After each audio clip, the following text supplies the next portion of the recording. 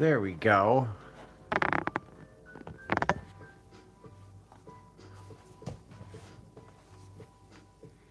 Hello, you beautiful people.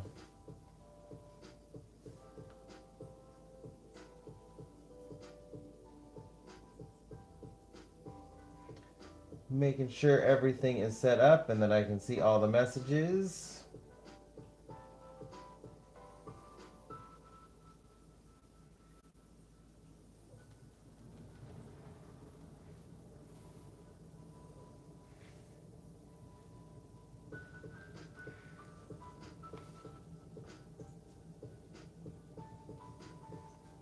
Okay, I believe everything is good. Hello, Rory.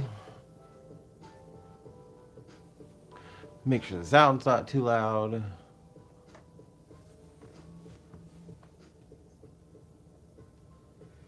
Okay, I think I got all my tech issues figured out.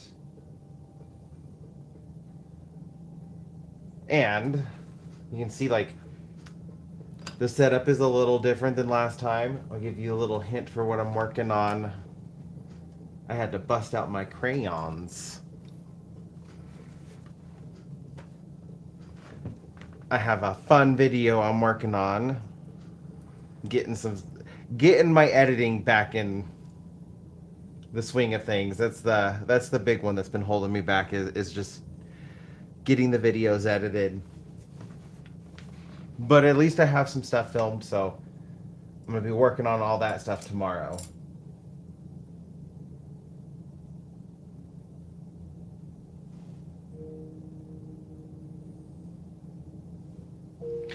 I want to finish the tree, and I have some lilies I need to add to these plants right here, and I'm probably going to do some like little touch-ups within the landscape around here, like adding maybe some clover or something, just because there's some parts of it that look really flat, and so I want to add some dimension to it. Hoping to at least get the tree done. That's my goal. I want to get this tree done. So I need to get started on working on it so I don't like prolong all its glory any longer.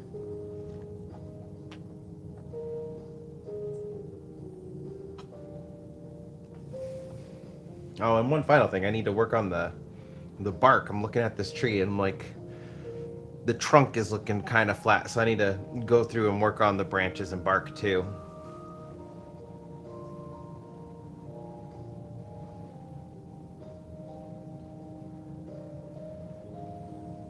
Feeling a little discombobulated today. We got a storm rolling in. It was supposed to bring snow, but it's too warm for snow, so it's just been wet. And my arthritis is not liking it one bit.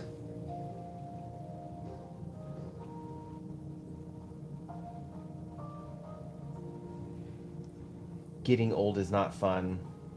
I mean, part of it is fun. Not the entire thing, though. How's it going, Travis?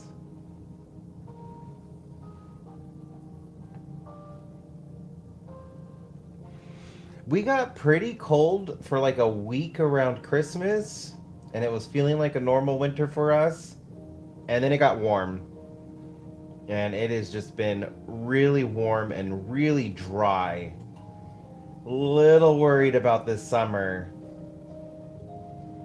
We are prone to fires. In fact, Reno's had a couple fires that have shut down part of the city because it was so close to the city itself, and that's always kind of scary.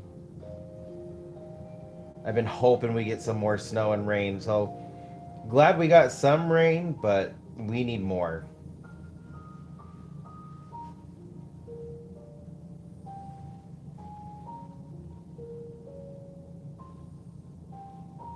We definitely need a lot more rain. Well, technically what we need is snow, especially up in the mountains. Lake Tahoe has not gotten very much snow this year, which is odd.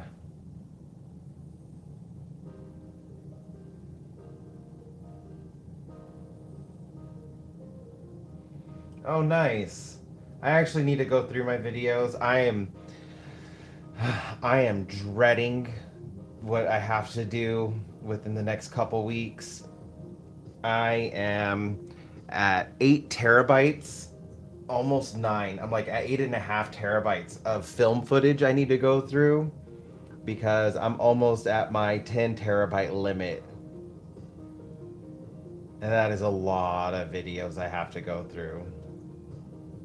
What am I okay with just deleting forever? Yeah. It's a lot. Especially because like I cannot afford to get more memory at the moment. I just cannot believe the prices of all the external drives. They have shot way up.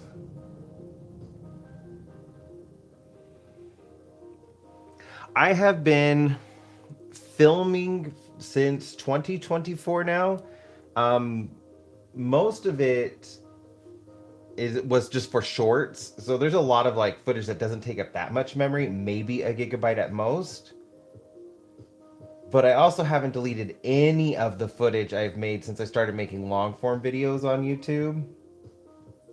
And some of my paintings, like, they have reached the 100-hour mark. And so I have like 100 hours of footage. I speed it all up in my videos. So, like, it doesn't look like it takes that long.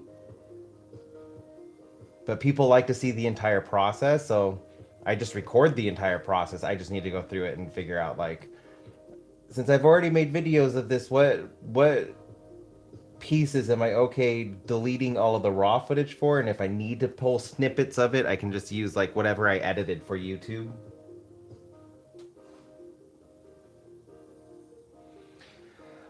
We don't have an external drive. Well, I mean, we do, but it is 1 terabyte, so it is not enough. Most of my stuff is in cloud storage through Google, and if I upgrade it, it's going to be like $100 and something to upgrade it further per month. It's not even a one-time purchase; it's per month, and that is just not an expense we can afford to take on.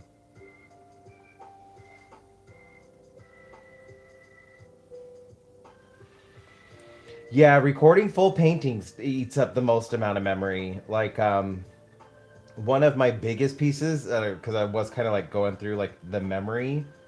One of my biggest pieces is "Protect Your Heart" or "Protect Your Peace." That painting took me like 85 hours to complete, and I recorded the entire thing. So there is just so much footage with that one. But like that's one I might want to keep the raw footage for because that piece actually means a lot to me. Whereas like I could go through like create this book stuff and maybe delete all that raw footage.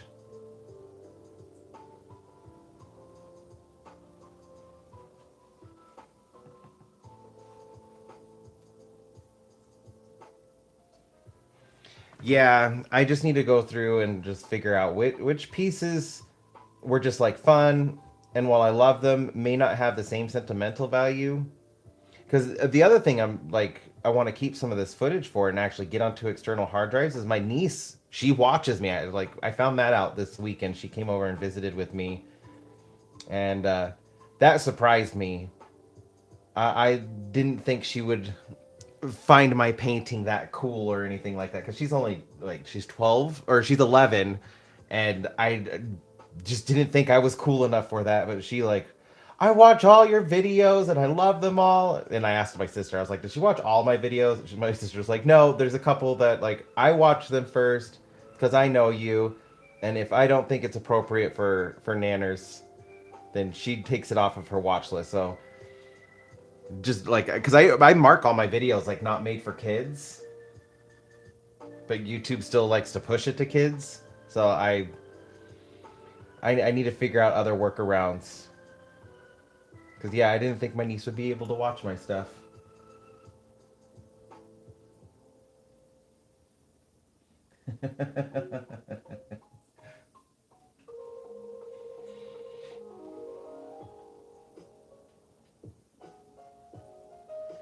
Yeah, that's the big thing. I have to change settings on my camera as well because right now I do record in like um, I have the Google Pixel, so I can get up to I think 50 megapixels and record in 8K, and those files just they eat up all of the memory. Actually, speaking of my niece, I just remembered her birthday's coming up. I need to get a painting done for her.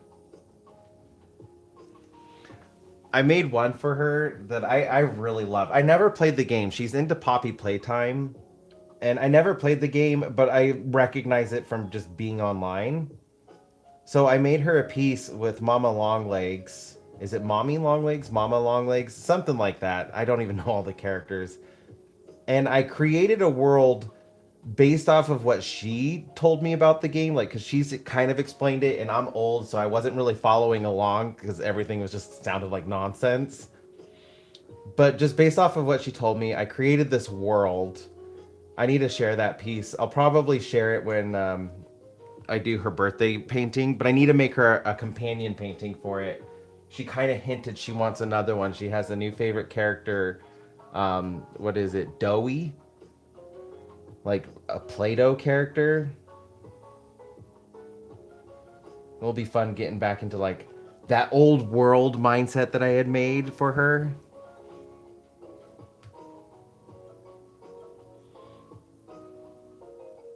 How's it going, Illustrated?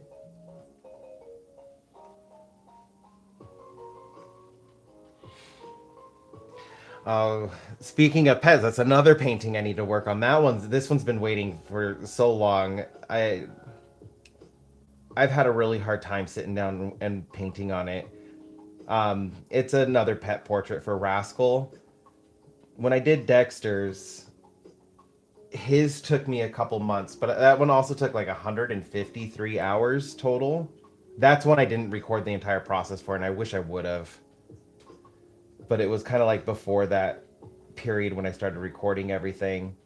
Um, but I have started Rascal's painting, and it's odd because I felt like I was closer with Dexter than I was Rascal because, like, Rascal put up with me, but Eric was his human. So, like, I accepted that. I was not his favorite person in the world. But towards the end, I was taking care of him the most just because of our schedules. And like that time together really like it really made me feel how much he actually appreciated me as he was getting older.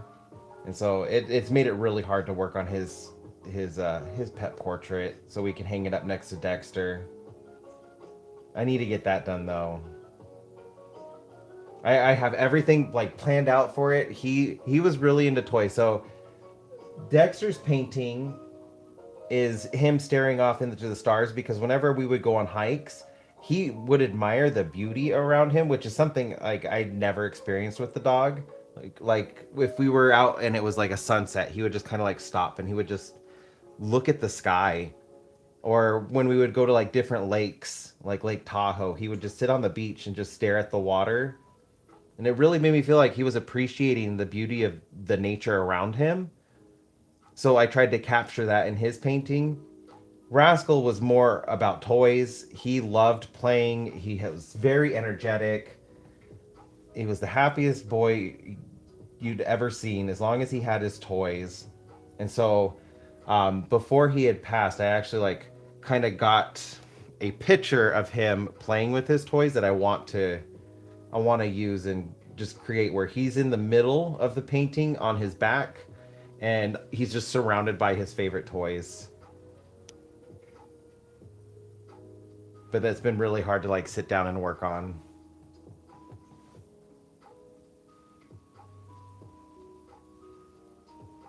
Oh, how fun, Illustrated. That's a fun little thing to do. I remember those Valentine's Day boxes.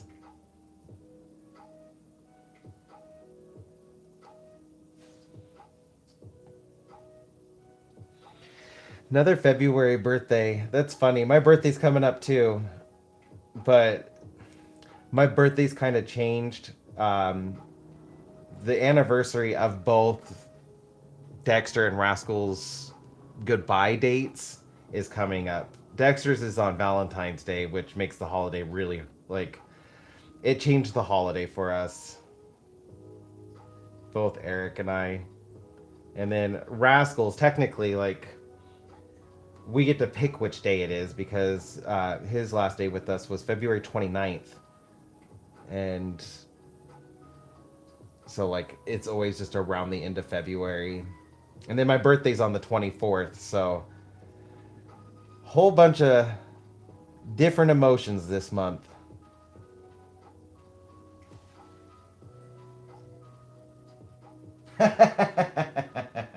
That's great. That is so much better than the ones I grew up with. They're just like pink covered in hearts.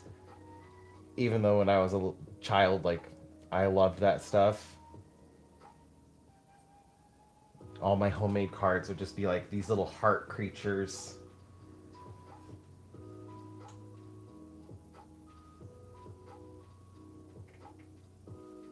Minecraft Creeper is great.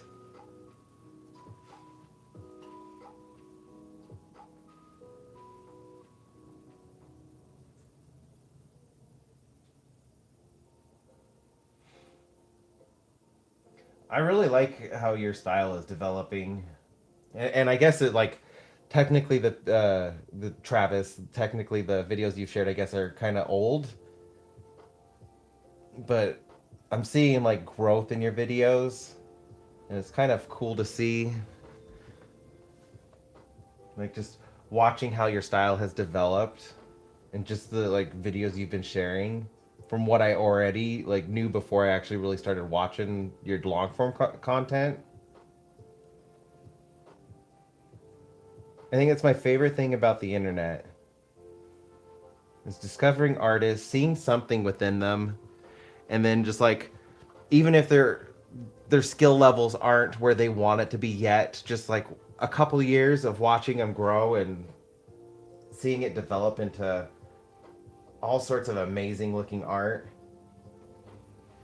Something humans have never been able to do before.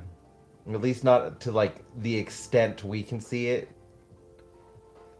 And I think it's one of my favorite things about being alive in this era with the internet is just being able to see the growth in artists.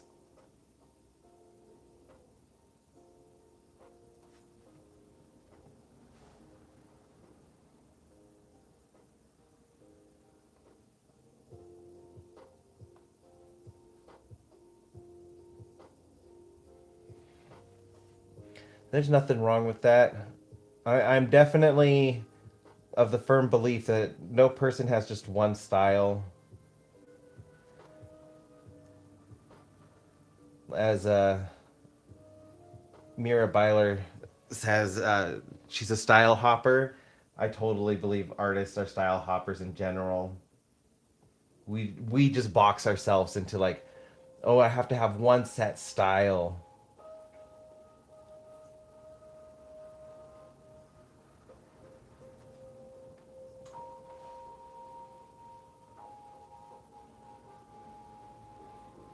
Oh, nice.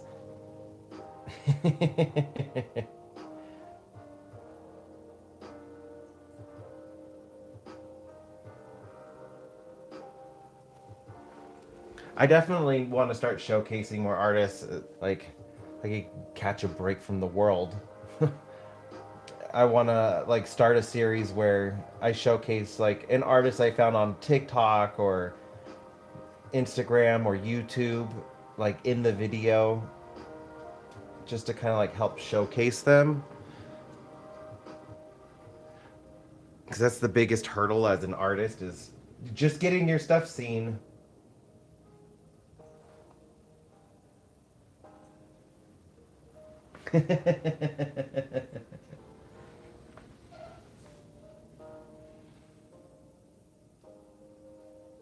Yeah, I could kind of agree with that too, Rory. Like, depending on what medium I'm using, my style tends to change. But I can also, like, I do have different styles with each medium as well. Like, I realized that in my current video I'm filming. So, I'm really excited about this one. I'm doing my first, like, by myself challenge. I haven't done an art challenge video yet, and I'm doing one. It's a timed challenge. I'm not gonna give any spoilers for what I'm working on with the time challenge, but it's a 30-minute, 3 hour, 30-hour challenge. So I'm just moving the zero down, starting with the 30-minute challenge, and I used crayons for the 30-minute challenge. And I realized, like, while I was coloring, I was like, I have different styles with crayons. Because I was honestly expecting in my head for it to come out like one way, but then when I got like in the zone and just started like coloring, I realized like I went a different way than I was initially imagining, and it made me go, "Oh, even with crayons, I have a different style. That's kind of cool."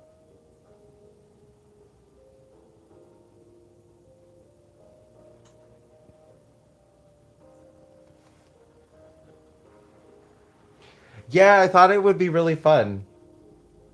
Like, I haven't done a challenge like that, and I'm kind of getting inspired by Chantel Arts and Susie Neverland with their like 1 hour challenges. I'm like, I want to do a challenge, and an opportunity has provided a reason to do one.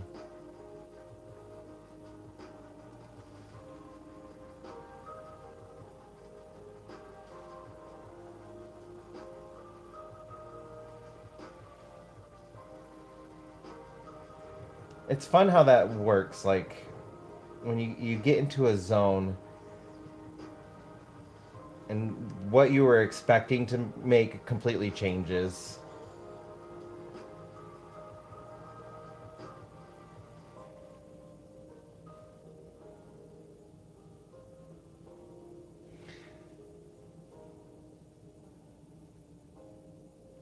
I haven't had like a way to plan out that video yet, but I do still try it. I actually like working out my post for this week for my spotlight for my post. I've been doing it with posts, but I really need to make my video for it and just figure out like how can I keep it interesting,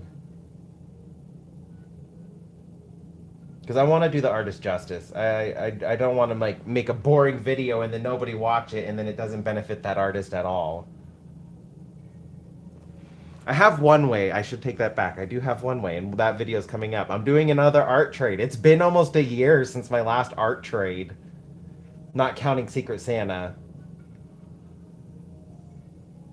I'm really excited for this one. I've admired this artist's work for about 2 years now. We both started posting on Instagram at the same time, like just sharing our art, and found each other, two completely different sides of the world. No idea how our algorithms brought us to each other, but I've been watching her grow with her art, and I am absolutely in love with her art. There's something so magical about it, and I'm really excited. I'm gonna get some of her artwork to hang in my house. So I need to get that film too. That one's probably gonna be in March.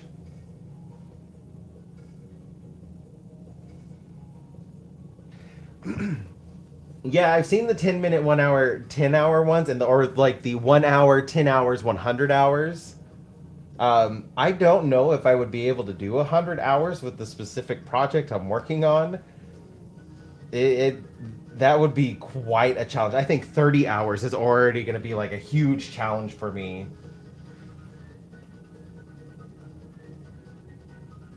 But then again, like I'm probably going to do like the for the 30-hour one acrylic paint. So maybe not. I When it comes to acrylic painting, I'm a little bit more methodical with my choices, which slows me down, but also makes great paintings.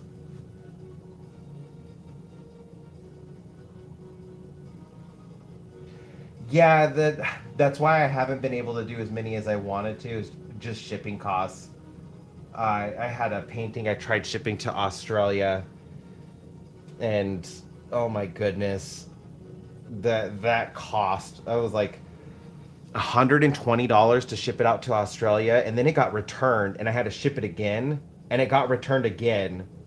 And so like I tried figuring out what was wrong with it. I couldn't tell what I was doing wrong, and I got some assistance from like the person at the post office to fill out everything. Shipped it out the third time, and then when it got returned again, I just said I can't afford this. That was like that was an entire grocery bill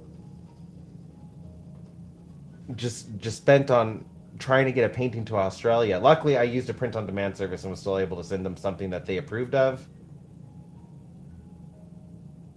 But that was just I definitely don't want to do that again.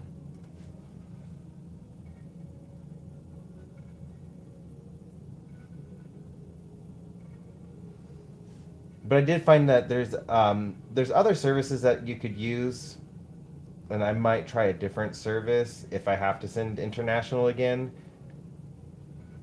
Because even shipping to Australia wasn't the only time I had something like that happen. Uh, what was it? Berlin. Something similar had happened with Berlin where it had gotten returned, but then I was able to ship it out, and then it finally like got to them, but it was like almost 6 months before they had gotten it. No, Berlin was the one that I like. The paintings disappeared. That one they completely disappeared. England is the one that it got returned, and then I was able to send it back out. And that was the one to Berlin. I had used U or FedEx, and I will never use FedEx again after that experience because the paintings just disappeared, and I had insurance on it, and it took them over a year to pay me back like the insurance, and it was just constantly fighting with them.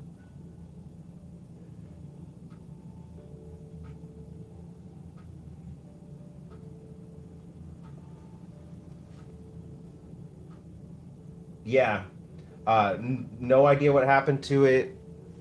It was it was on its way, and I don't even think it actually like made it to their like location. So I don't even think it was like a porch pirate stealing the package. It just disappeared in their system.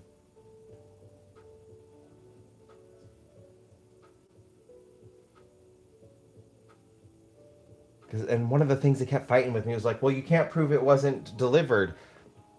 It never like because you could follow the tracking. The tracking made it to a like it was a transfer station, and then it just disappeared. It never made it in anywhere else. I couldn't see that it had made it into Berlin. I couldn't see that it was out for delivery. Nothing like that. And they're like, well, you can't prove that it wasn't delivered.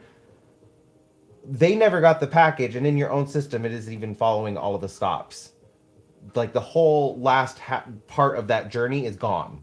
It never happened. So and it was just back and forth, back and forth, back and forth before finally getting a refund for it in the insurance claim.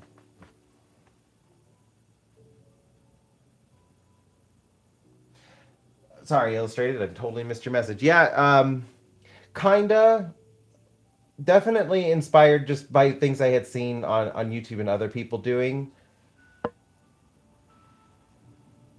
But the opportunity arose where I was like, oh, I can turn this into a challenge, and that's when I thought of like knowing my own art style with how long things take me. I don't want to feel rushed with it. I just kind of wanted to have fun.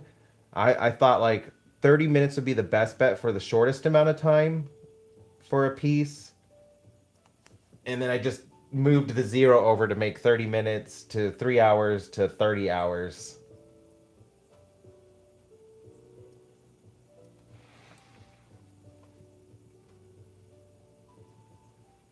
I have no idea what I'm going to do for the 30 hour yet, though. I'm still kind of like trying to plan that one out.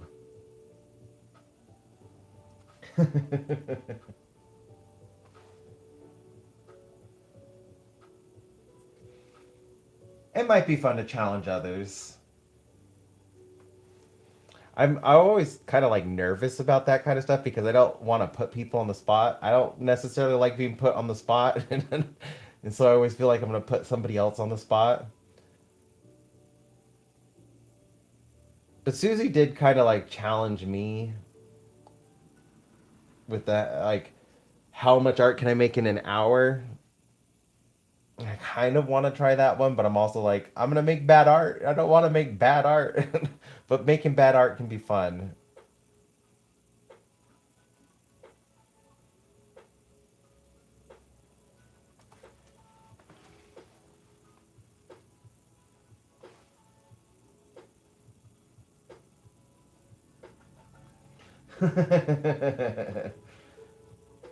I My paintings aren't cheap, but I still undervalue them. I have been told by many people I undervalue my paintings. So this painting is a gift, but if I were to charge for it like full price, this would probably be an $1,800 painting. And I've been told that's still undervaluing my work. But I try to like base the price of my paintings off of like an hourly rate. That's just what I'm used to from like the jobs I've worked. So like I feel like $20 an hour takes into account like material cost as well as experience and time and effort I put into my paintings. So I try to like if somebody wants a high detail painting, I know like they're probably gonna, depending on the size of the canvas and the subject matter, will take me between like 60 and 100 hours on average. And so I try to base the price off of that. If they want like an emotional state painting, depending on how like the style they want for that, sometimes they'll only take me about 20 hours. Sometimes they'll take me like 60 hours, even 80, like with the protect your piece. I think an open challenge would be the right way to go. Just keep it open, but then like I get to see who else does that. Although this challenge might be difficult for some people because I'm struggling with figuring out how to do this 30-hour one. I know once I get like lost in the moment, I'm gonna probably like dump 30 hours into it and be like, oh, it wasn't that hard at all.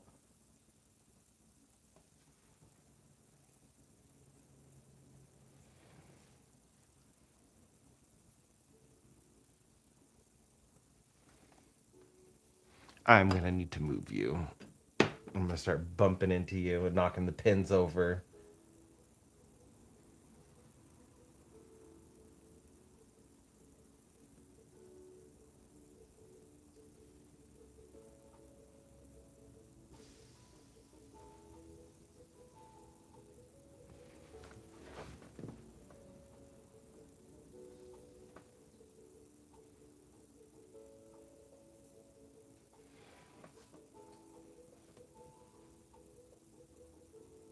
I also want to figure out which.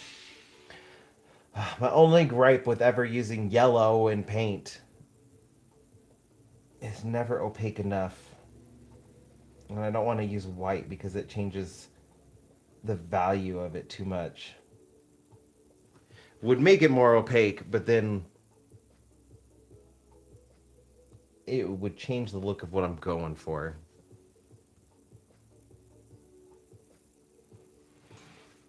I think I might do that. Just challenge. Oh, do an open challenge. I think that's a good idea. I appreciate that. I should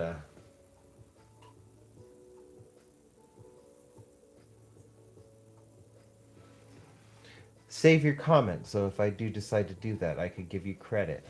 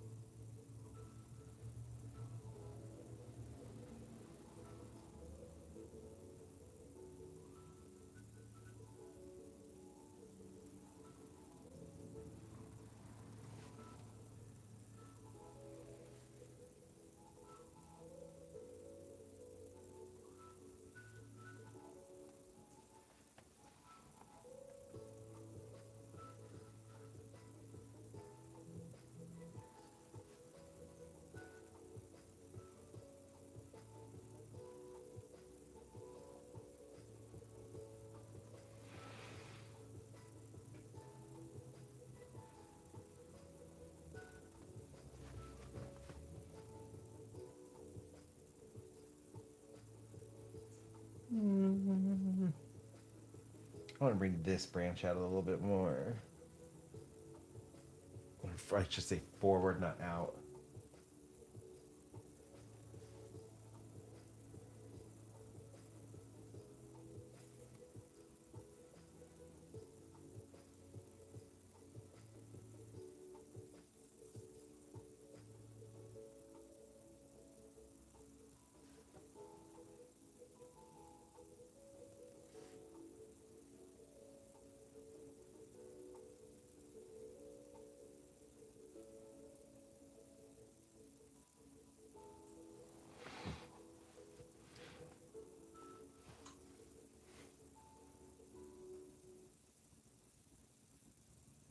Tomorrow is going to be a busy day. I need to edit. I need to spend the whole day editing tomorrow. Thinking about all this work I gotta do. I finished. So my next video is gonna be more of a showcase video. Just I'm gonna do like my top 10 from paintings from last year or art projects from last year, and also kind of talk about my lives a little bit and show off some of my works in progress that I don't necessarily have like full footage of because they were in the transition period from when I was doing just bits and pieces of them, like the painting process for shorts versus like the full process. So like there's huge chunks that are missing from those paintings and they've just kind of sat there since I don't have the whole process recorded. And so I'm going to be showing off those, like that stack, not all of them, but like a good portion of them, just so like I could start planning for the next painting in the lives, because this one's going to end up getting finished sooner than I realize. I thought it would be fun to like kind of keep them separate. So like in my lives, I work on my works in progress, and like for those that join the lives, you guys will get to see different paintings from the ones that are like my normal weekly videos.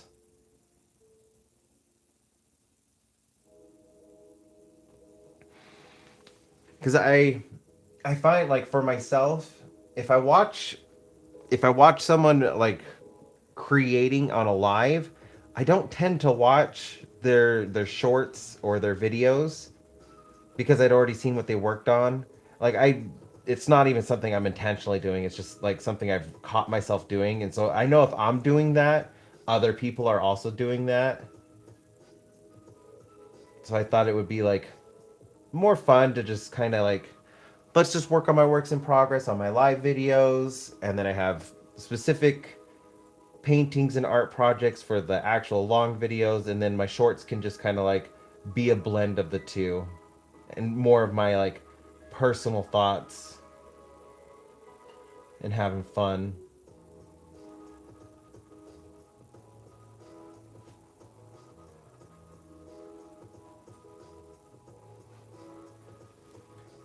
Yeah, I thought everybody would kind of like that, and it might like bring a little bit more attention to my lives.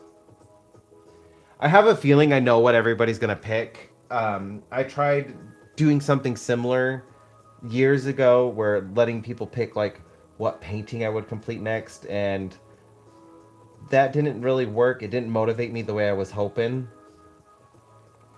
and I just ended up sitting there and not working on the paintings. And so then I just start other stuff, and they continued to just sit in my work in progress pile. Whereas with this, when I schedule it with a live, I'm putting pressure on myself because I work well under pressure. It's one of my ADHD superpowers. I work well under pressure. Like when I was in college, I would be able to kick out really good essays in like 2 days because I would always put off writing my essays till the last minute. And so if I go live with the intention of working on a specific work in progress, it's putting that pressure on me artificially, but it's still pressure because I'm now performing in front of you guys. And so now I know I'm like, oh, I have to work on this. People are watching me. They're like, the expectation to work on this is now there. And so I'm hoping that will get me focused on working knocking out my works in progress. Just trying to like do different tricks, work with my ADHD.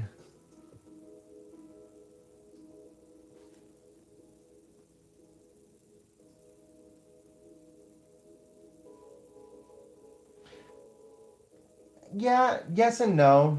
Um the lives definitely don't do as well as my normal videos.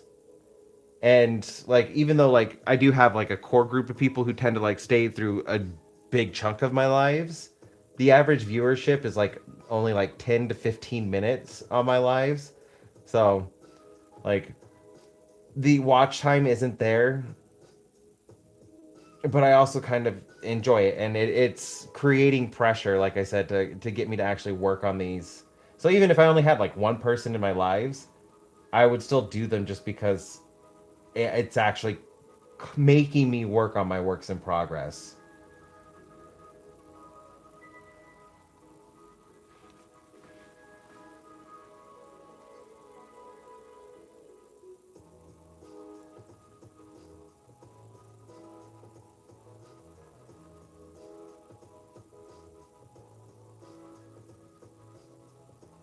Oh, that's fun.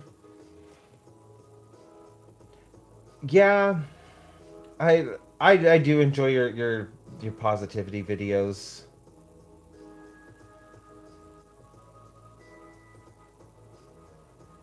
They are a breath of fresh air. I'm just struggling with current events because if you've seen my past videos, you're aware that like I am a survivor of child exploitation. And so what's going on in current events right now is really like it's hitting my heart really bad.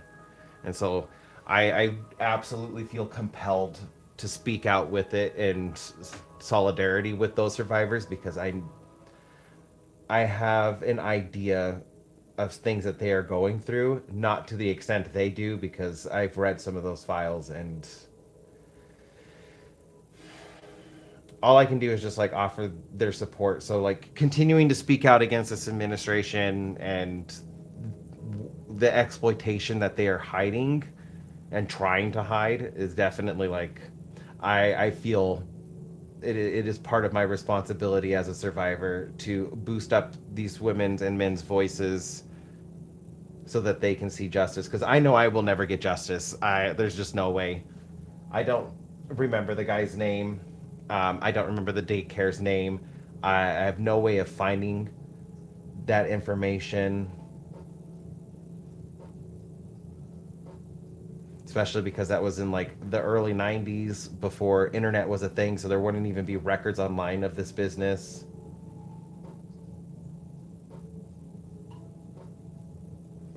But if they can get justice, then like it kind of helps me feel a little bit more vindicated.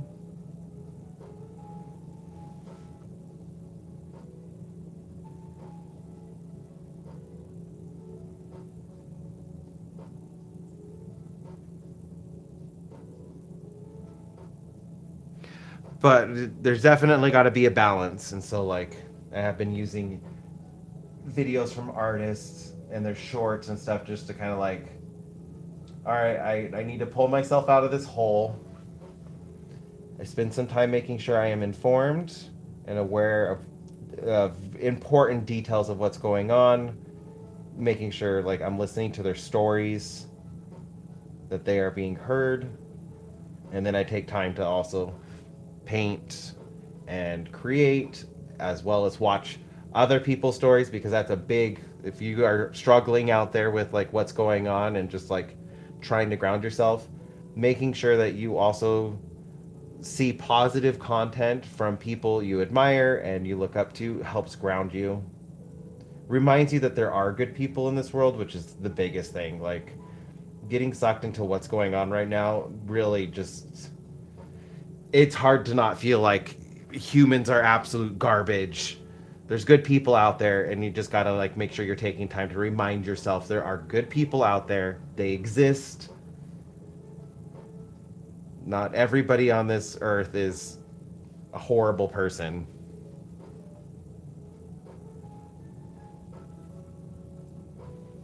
I didn't want to. I really did not want to. That I struggled with that in the beginning because I've been protesting since 2006 was my first protest. Actually, it was right after I was gay bashed and left in the street. That moment, like, I something in me changed at that moment. I started watching Boondocks. Um, that kind of inspired me, and then it just seeing events that was going on with the community I didn't really have a lot of ties to yet, because I wasn't like I had just shortly come I had come out shortly before that instance happened. I wasn't like fully out yet, and then just being targeted, and I didn't even know who these guys were. I'd never seen them before, and the police didn't do anything because they're just like, well, there's not a whole lot we could do just off of a car description, so like you can leave a statement, but to tell you the truth, just don't expect it to go anywhere. So like another instance where like I just didn't see any kind of justice, and that was like I need to go out and protest because this stuff isn't going to change without standing up for it. And that was when I started getting involved with protests, and started out with protesting for marriage equality, and then I've been to so many others, and I've seen a lot of the things that I've stood up for change. So I know protesting works. The only issue with it is you get a whole lot of ugly from people.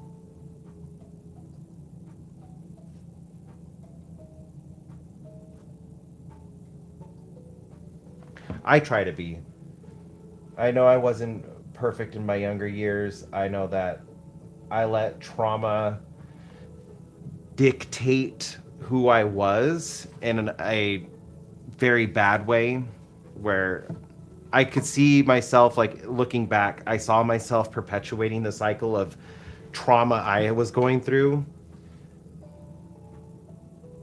So it took some years growing, learning how to deal with it and how to break the cycle. And so that's definitely like what I strive for.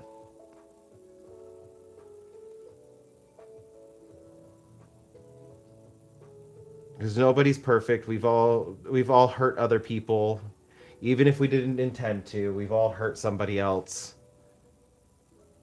And it's all about being able to acknowledge the pain that we've caused and like understand how we've been hurt, like impacts a lot of that.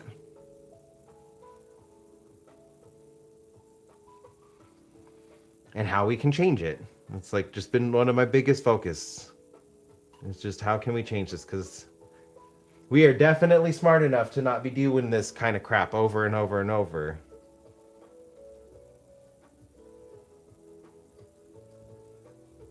And I don't mean like we as in everybody in this chat. I just mean like in general, us as a species.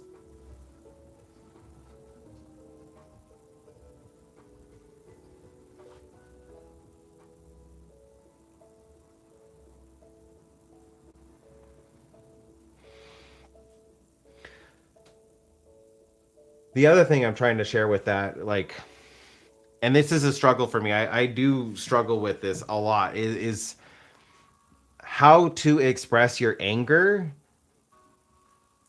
because that's one of the biggest things I've struggled with, especially just like through the culture here in the United States, is expressing anger.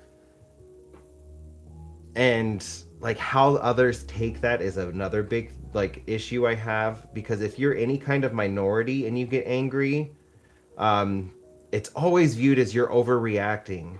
But like, and I've only faced a little bit of that because it's whenever like my anger is tied to anything to do with the gay community, then I get told like, oh, you're overreacting, you're reading too much into it. But if I use my anger and it's like, it has nothing to do with that, people only see me as a white man, And so then like the anger gets justified a little bit more, and I don't like that.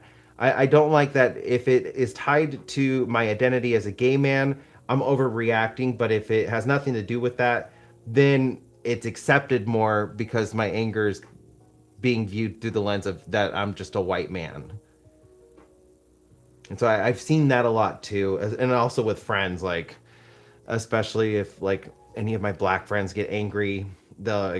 One of my old best friends, I saw that a couple of times. Him dealing with that, he would get angry and like he would be told like you need to calm down, you need to calm down, and so then like he would never get vindicated because like it was at that point like he had to leave the situation, otherwise like police would get called, and that just never ends well.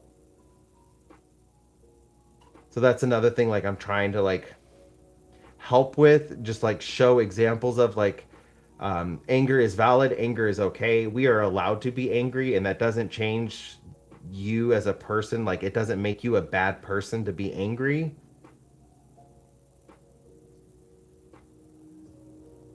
Especially because there's so much of a double standard with it.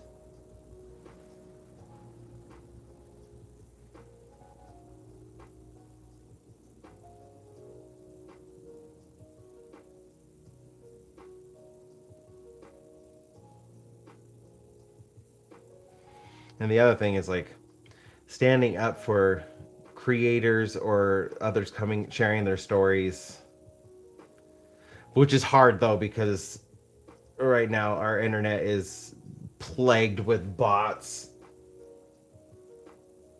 Some of these bots are just programmed to just constantly reply, and so you're literally just talking to a brick wall with them, but those brick walls can invoke emotions in others. So it's like an interesting balance of like being able to say what's right for the situation and standing up for somebody who may be being silenced like by bots, but understanding like you're not going to get anywhere with them because they're just bots.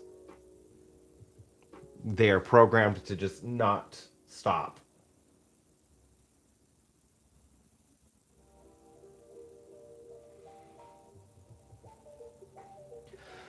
Yes, I agree. Everybody that is awake should be angry, but the problem is I see it.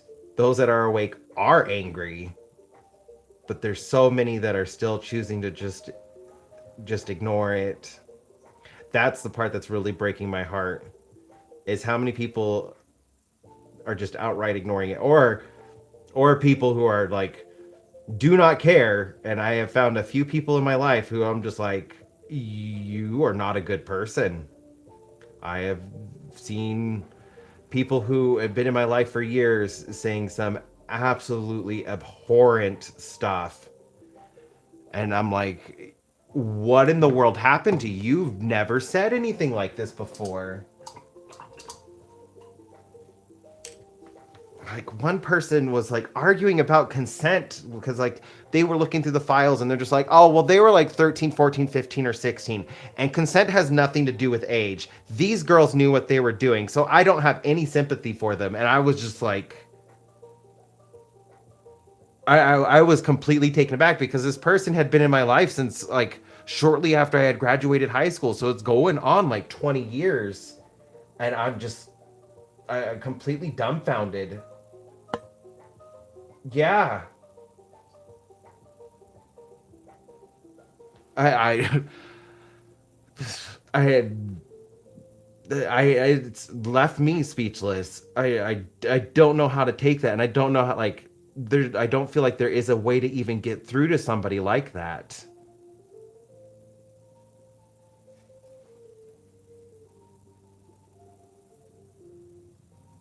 Yeah, they were minors.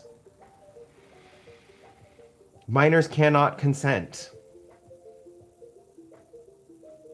That's why we have like for the last half a century really pushed for better protections for minors because they cannot consent.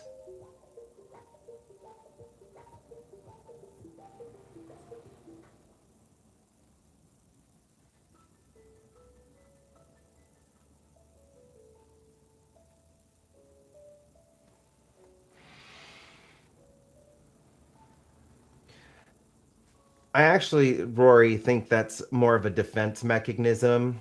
Um, People are actively choosing to ignore that they're part of, like, that it does impact them because that would leave them feeling vulnerable and threatened because they are part of the demographic that it does impact them. So that's something I have been like kind of noticing, and I think that's more of a psychological thing. Like I'm not a professional or anything, so I can't diagnose anybody, but I've worked in healthcare with individuals with special needs, and I've had to like understand a lot with psychology and like with my own self work that I've done. I think it's a defense mechanism from these people. They are choosing to ignore it for their own peace of mind because it will leave them feeling threatened. And people don't like being pushed out of their comfort, like being comfortable, which is exactly what the situation is doing. It is pushing a lot of people out of their comfort zones.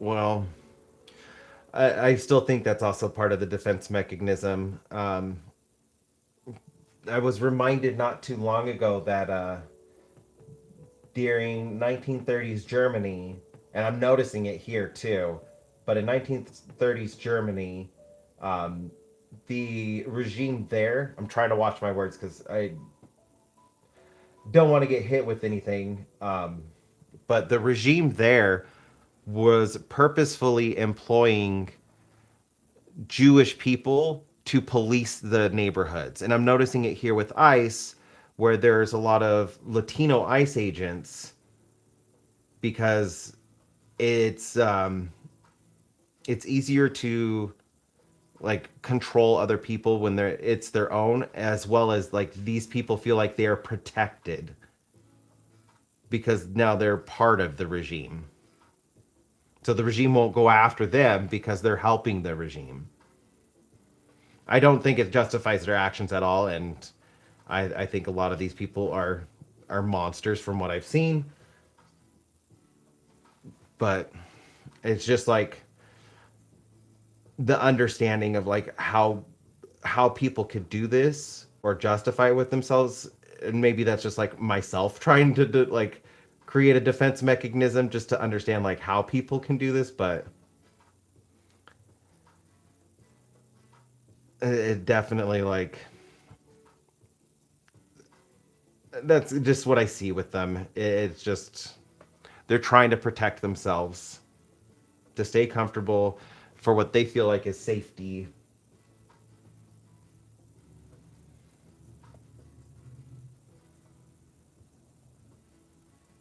It is exactly how things go too far, and things have gone too far.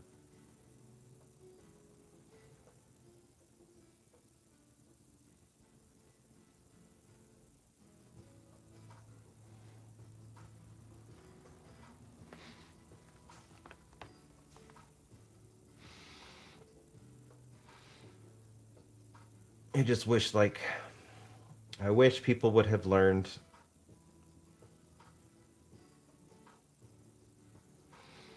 But then again, like, so much of what's going on is just like riddled throughout history, and these type of people, they didn't go anywhere.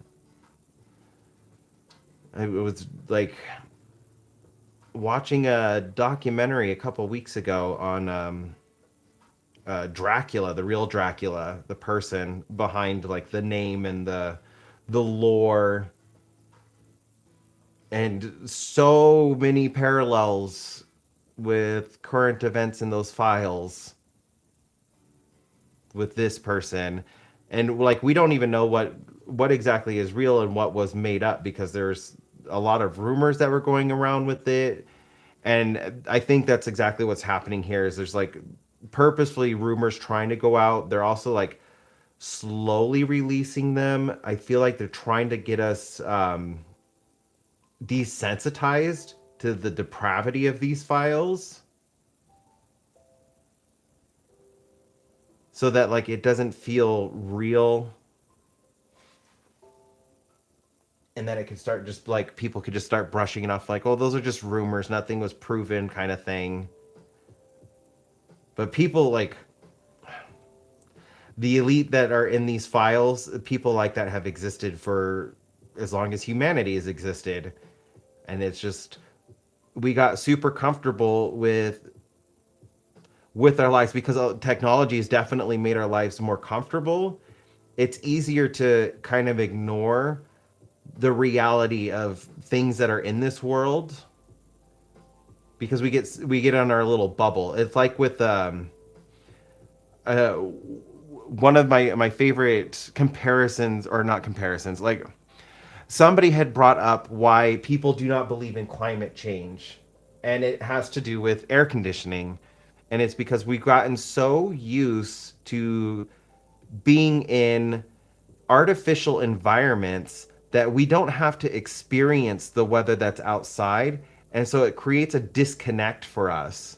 Because, like, if it's too hot, we just go inside. If it's raining, we just go inside. If it's snowing, we just go inside. And we've become these masters of creating an artificial environment that we don't really experience the elements the way that people have for thousands of years. And so like it's helped create this like sense of comfortability where we don't necessarily believe these evil things, this hardships exist in the world anymore because we've become blind to it. We can escape it. And so we just feel like, oh, well, we can escape anything. If we can escape these harsh environments, these harsh realities by just going inside, like they don't exist. Like in our subconscious mind, that's how it's processing it. How's it going, Sin?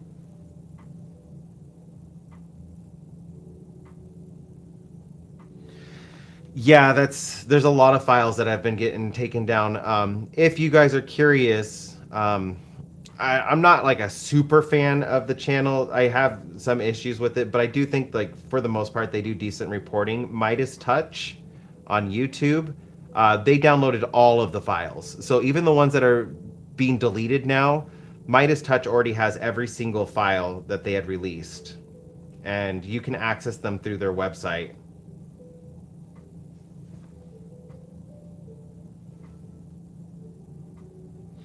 I'm I'm doing okay. We have a storm coming in, so like I'm hurting, but I'm doing okay. Just trying to take time to feel like I'm not going crazy. Understand, like just understanding the world the best that I can.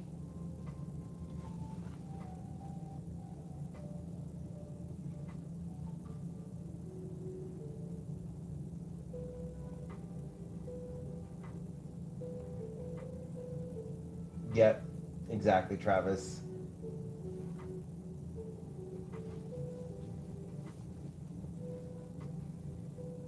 You're right, Rory. I didn't even think about that. You're right. We absolutely did see that with COVID as well.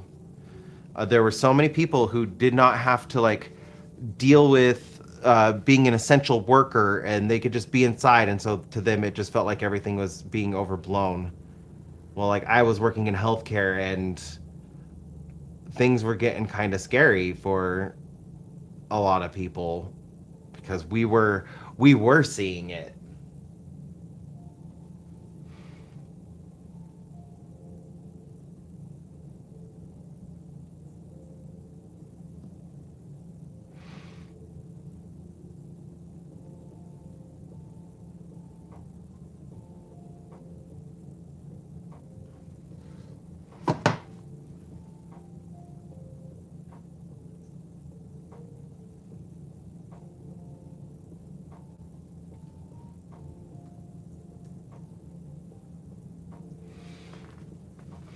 Yep, that's why I've haven't changed my with what's going on right now.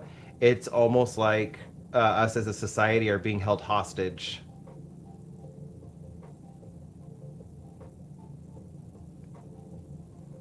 because like the way that our economy works now, like there, if you take off a day to protest, you're going to be fired, and then you're going to lose your house, and you're going to be out on the streets. Especially right now, because like the unemployment rates are ridiculously high, and just people aren't hiring. And if they are hiring, it's all like part-time work, so you don't even get your benefits.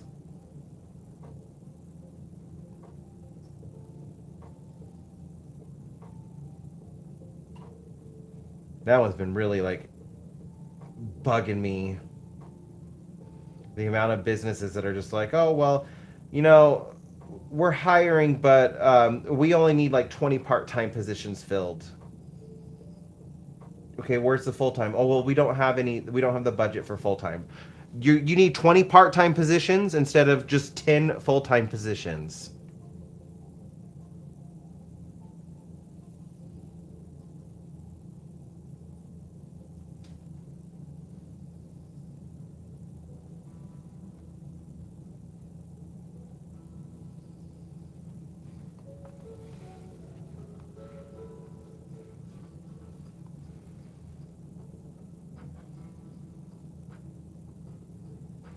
I do absolutely hate that that is our reality, though. That's, I know it's done by design, but I absolutely hate that because it's really the only way things are going to change is by people showing up.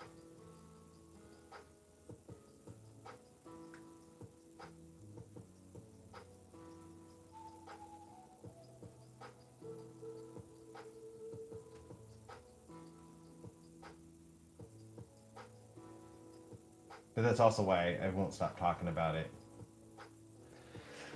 I mean, I do. Like, I do for my own sanity, but I'm not going to let this stuff go. Some very bad, dangerous people need to be held accountable. And there's a lot in the society that needs to be fixed so that we can all actually have the pursuit of happiness. Because honestly, that's my only thing I want out of this is I want people to be able to pursue their their human right of happiness.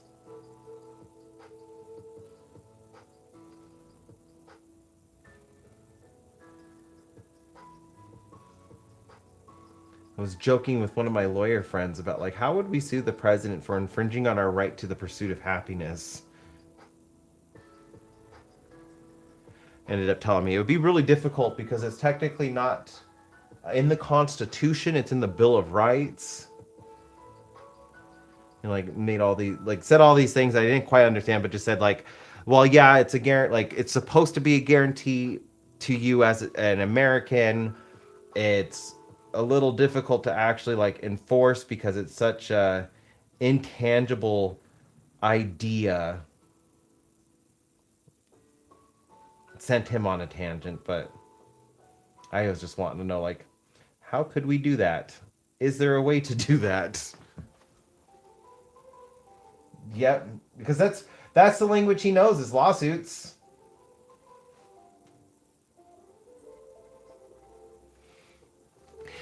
Yes and no, because there's parts of the Bill of Rights that is, and it's while it's part of the Constitution, it's not like that part of the Bill of Rights isn't itself a part of like the amendments. It's just though I don't exactly remember how he explained it, and I don't know enough law to like be able to put it into the proper words to express myself adequately. But he just said like it's there, but it's not technically like expressed as a human right that the government recognizes, even though like I feel like it is. But I definitely think like that we should do a class action lawsuit for infringing on our right to the pursuit of happiness. Because I cannot be happy with the state of everything right now, and he's at fault for that.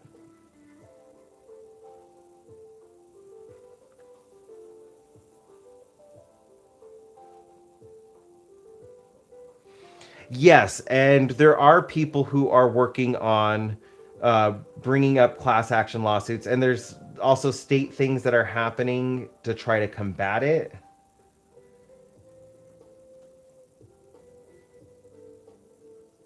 It's just kind of like all over the place because of one of the last rulings with the Supreme Court where they were trying to, the federal judges were trying to like strike down things that ICE was doing or the Department of Justice that were clear violations. The Supreme Court ruled that while yes, the federal judges can strike these things down, they no longer count towards the entire nation. Each individual district has to strike it down on their own. And I know they did that in an attempt to slow down the system even more because, like, now the federal judges for each district of every state within the United States has to strike down these orders that are unconstitutional. And not every judge is going to follow the law the way it's supposed to be followed. We see that with the Supreme Court, that it's it muddied everything and it slowed it way down. So yes, there are people that are bringing up cases against the election fraud. Unfortunately, if a federal judge strikes it down, it will only apply to the district of that federal judge.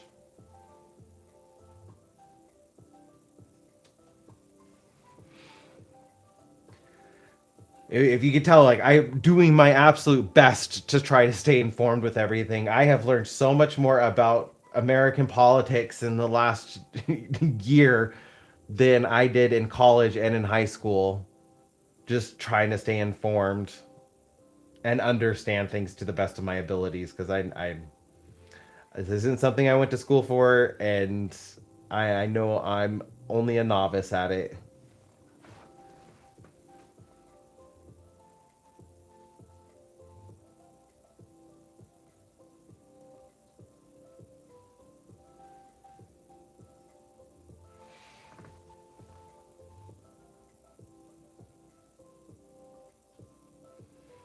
And then somebody else was telling me that it's a double-edged sword trying to bring up like class action lawsuits against the administration while the administration is still in power because let's say you do bring it up, you have to go up against this administration's DOJ, which they've already shown that like they don't follow the law.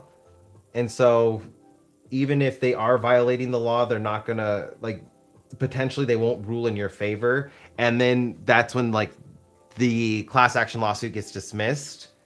And if that happens, and like let's say you take it up to the Supreme Court and it's dismissed, even though like there's irrefutable proof that they are infringing on our rights and violating the law, once the Supreme Court, the federal Supreme Court dismisses it, you can't bring those charges back up against them.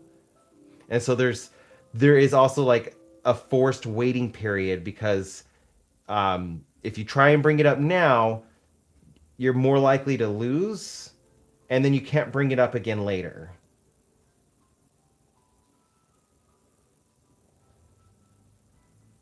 Which I also think is really dumb.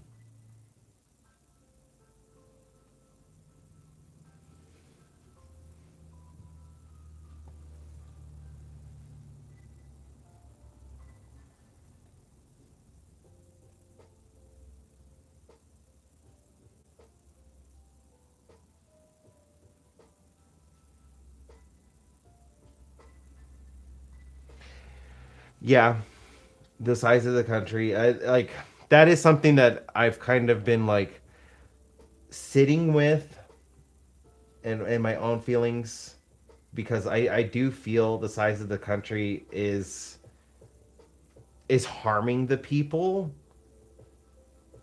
Like I know that's why the states were supposed to have their own rights, but those are being violated too. and then like that leaves states with not a lot of power. It's like we're bigger than Europe. Like Nevada, my state, is bigger than Great Britain.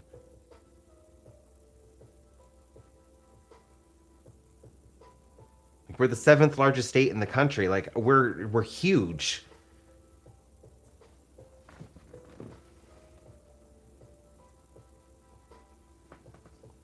And that creates a lot of paperwork in this like bureaucracy. There's so much paperwork that it just absolutely slows down the system, and it's to the system's detriment or the people's detriment that have to navigate the government and the systems.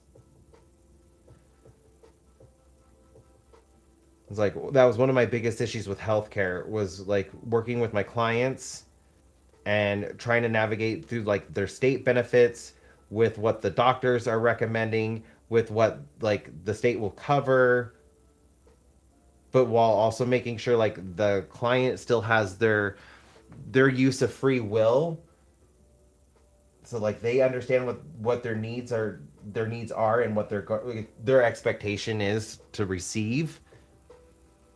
And like the thing with the clients is like they might agree with it, but then the state would hold it back and delay everything, and then like the clients would get like really frustrated because services that they needed or medical procedures that they needed were taking just so long that then they would like opt out of them to their own detriment because they don't necessarily understand what's going on. They just know they're being forced to go to like these offices and talk with people that they don't want to talk to for hours on end, and it just to them seems like so much more work that they just want to give up. They don't want to participate with it anymore. And it's just because like this paperwork just has to keep going back and forth and back and forth. And I know it's designed to do that because like the clients I was taking care of, they were special needs, they had learning disabilities, and they needed help navigating through society. So like I know that's in that it's like that on purpose because then the government pays less money for them. If they don't get the necessary medical procedure they needed, well, the just saves the government money. And so the whole thing is designed to make them want to give up. And I even know people who aren't even on disability who are facing those same kind of struggles with the insurance companies. It's designed to make you give up.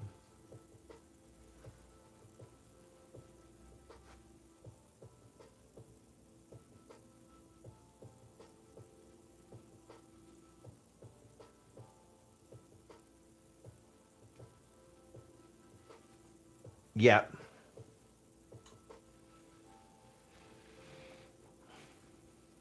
I don't think like the full effect of what's happening right now is going to be realized for probably a couple decades.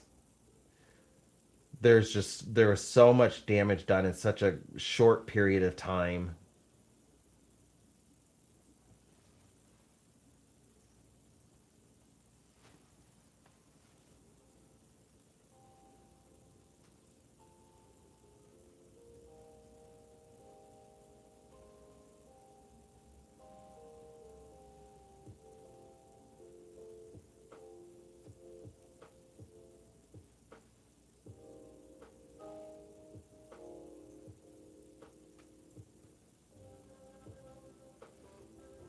I think I hit a yellow pocket because this is starting to look a little bit brighter than I wanted. Did I not mix you well enough?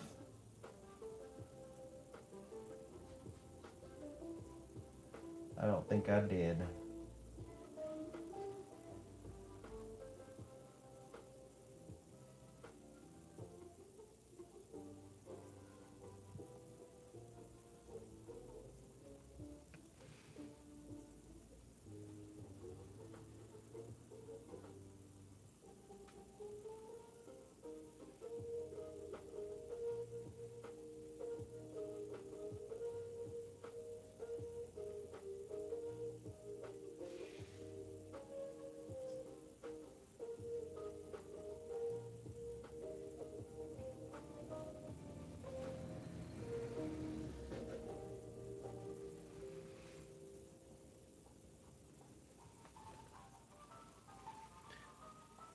Let's,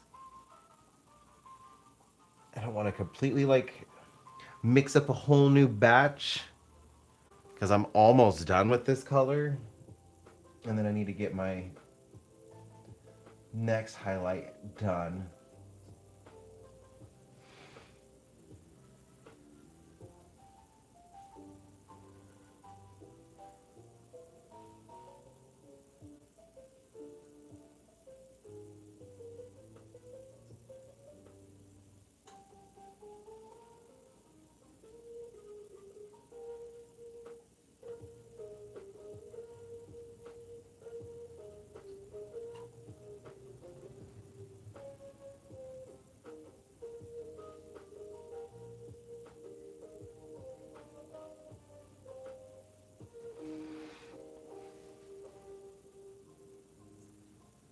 Actually, like now that I'm thinking about it, I haven't really shared with you guys. I'm working on my next protest sign. This one is I think I think it might be a little bit more impactful. I'm also feeling compelled to do it, but it's definitely going to be a little bit more gruesome. I actually have the idea sketched out in here. Is this the page? It is. So, this is my sketch for the idea. Um, Lady Liberty with her throat slashed. Lady Justice crying with Trump forcing a knife into her hand. My idea is to have him say like, it had to be done, or and then like red hats behind saying stuff like she was an immigrant. It doesn't like things like that, just to kind of like hammer in this point that I feel like Trump is using the justice system to take away our liberties so that everything's technically legal.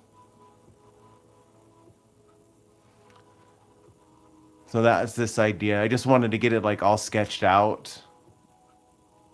But I haven't decided if I want to paint it on canvas and like attach the canvas to like a stick or something so I could take it, or if I want to just use cardboard like I've been using for all the other ones. But that's my next idea.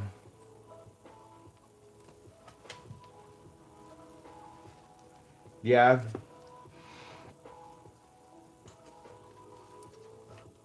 That's definitely my feelings right now, and I think art is the best kind of therapy to get feelings out, even the not fun feelings. It's better to get them out.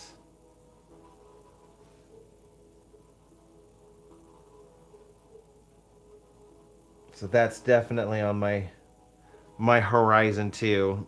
I don't know if I'm gonna like make a full video for it though. It just depends how everything goes. But I am planning on using that for the protest coming up.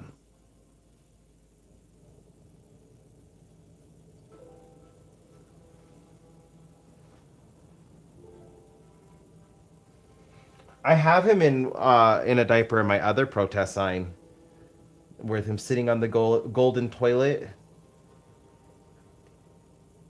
I made sure to put a diaper between his legs.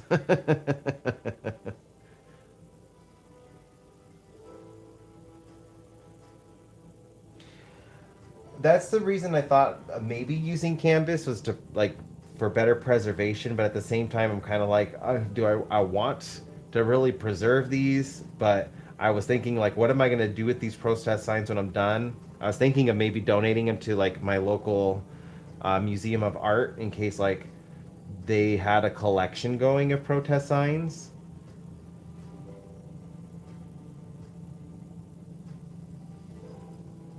How's it going, Frosty? I have I've been kind of sharing them in my shorts, but I do have like they're decent.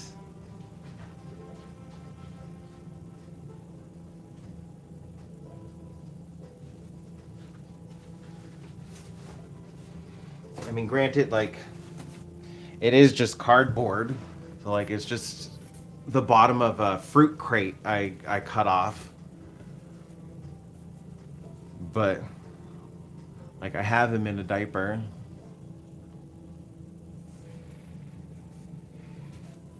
So, like, this has been my normal protest sign. And then I also have the... This one's double-sided, though. Like, I painted both sides. So... I thought that was good, and then the let's eat cake. This is actually an idea from something completely unrelated. It's in the sketchbook. I'll have to show it after this. I had the idea for a different art piece, but then I didn't like how it was turning out because it was the first time I was ever using alcohol markers. And then I recycled the idea for this, where it looks like he's made up of cake.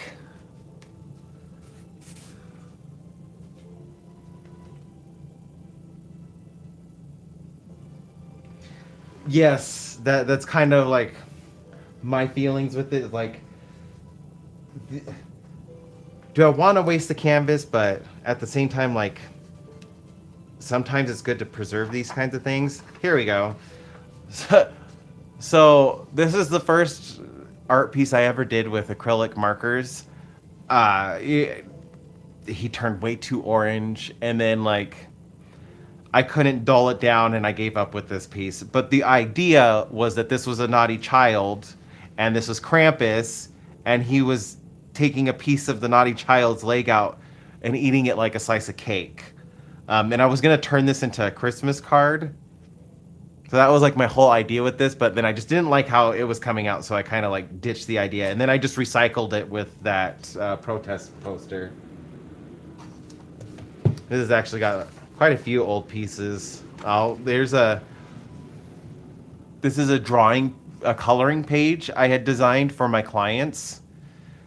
We were having fun, and we used a random object generator and a random animal generator to create this piece. And the random objects I got were like a jump rope, swim goggles, basketball shorts, a refrigerator, and I think that was it. Jump rope, goggles, swim trunk, or basketball shorts, and refrigerator. And then the two animals I got were goldfish and a honey badger.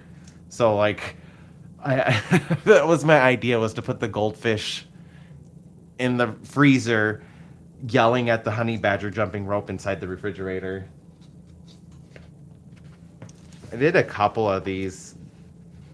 I don't know if I have the originals. And there's Dexter, a drawing I did of him.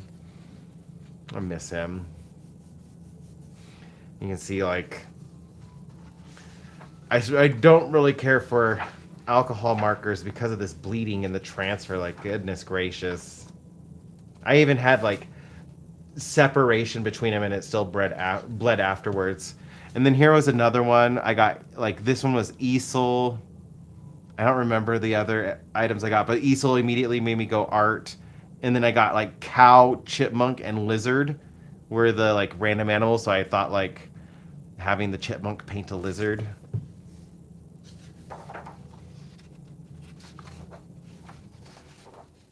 That was another one, but then I stopped it because I was just like, I don't know if I like this one. It was like another like lizard. With the random object was sock monkey, and then just other weird drawings. I didn't think I was ever gonna like. This was one of those sketchbooks. So I was like, every art piece in the sketchbook needs to be like so good, and then like I felt like I was ruining it. But then I got like this one. And this is like my favorite one in the book. And then you open it and it's that one. It's more like my idea book.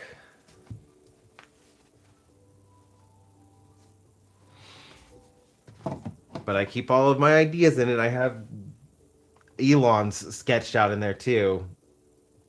My ideas for that when I did like his protest signs.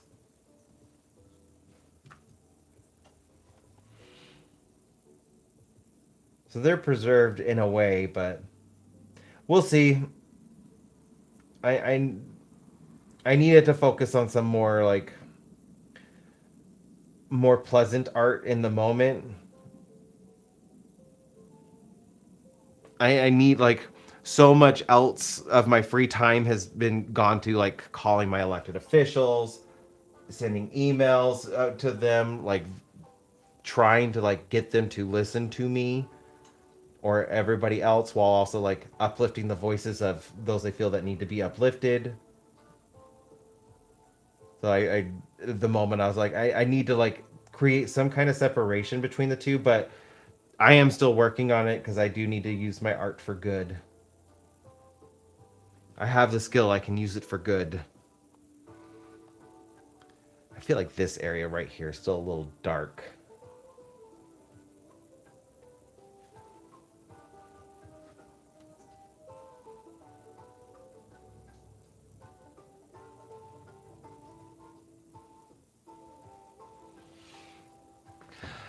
So I had used a pink, and I like it looked good on like the paper that I had used. So like I was using like my color swatches, and I had used a pink, and I was like, oh, that looks good, and I had blended it with a yellow on a different type of paper, and I was like, oh, that looks good. I could kind of use that as a skin tone. But in the sketchbook paper, it didn't behave the same way, and I did not swatch it on that paper. I didn't like it, so I used the colorless blender thinking that would help lift the color away, and it turned that really yucky orange. And I have not been able to get the yucky orange to go away. Like I feel like I would just need to completely repaint it to cover it up.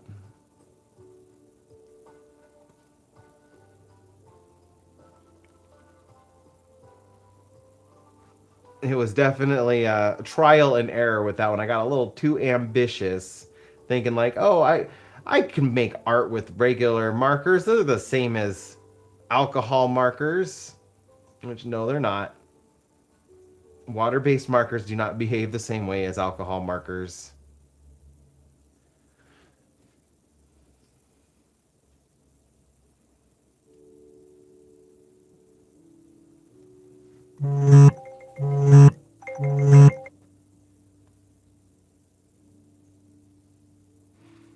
I might have to try that. I actually like have my rubbing alcohol right here from the other project I was working on. So maybe after the live, I'll give it a try. I don't know if I'm brave enough to do experiment with that on camera.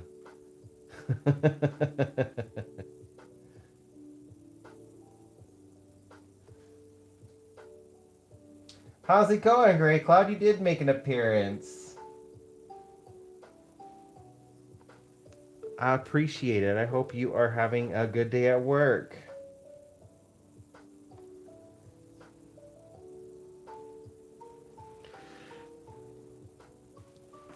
I I think this area right here needs a little bit more highlights.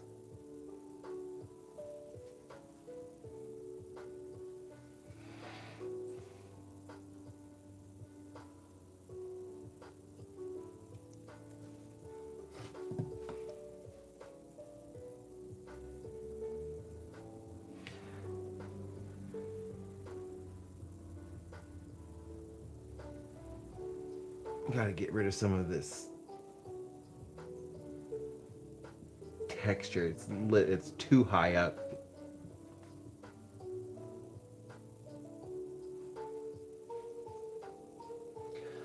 I am doing my best. I'm actually looking forward to dinner after this. I made a beef stew yesterday with like fennel, thyme, carrots, potatoes, and celery, and it is really good. And I love stew because like it's good the first day, but it's always better the next day.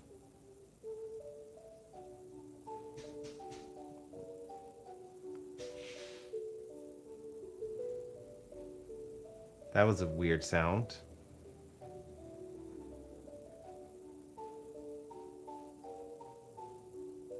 Did you guys hear that? It kind of like sounded like somebody firing an airsoft gun. Oh no.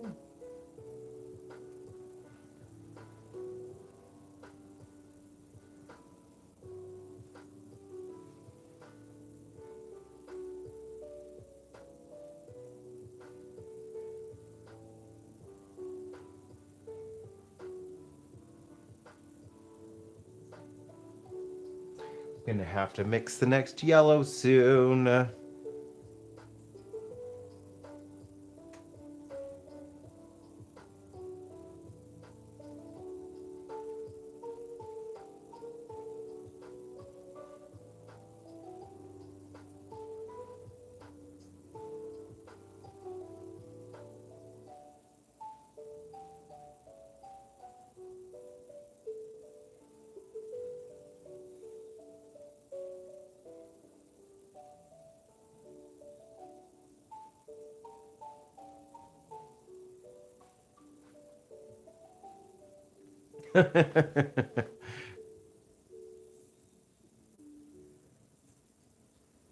I didn't hear anything else after it, so I'm assuming it was just something that sounded similar, but not that thing.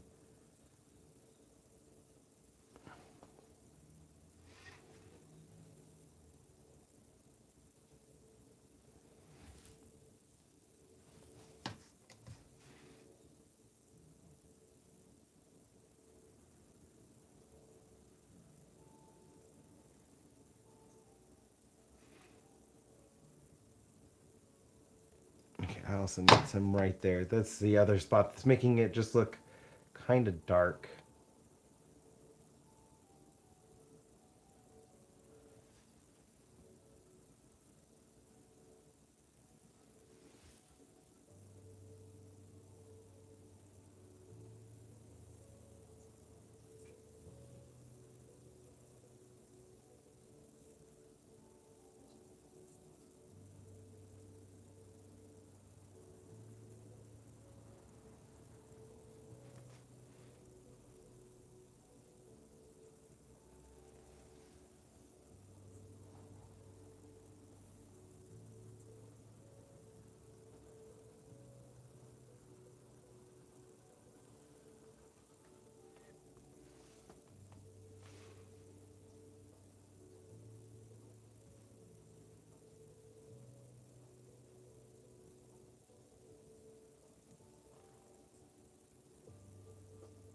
There we go. All right.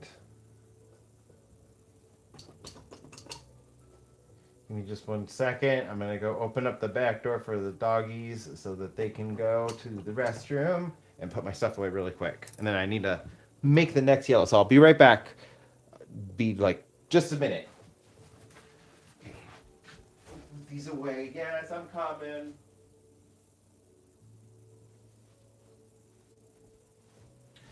All right, look. You guys want to go potty? Come on.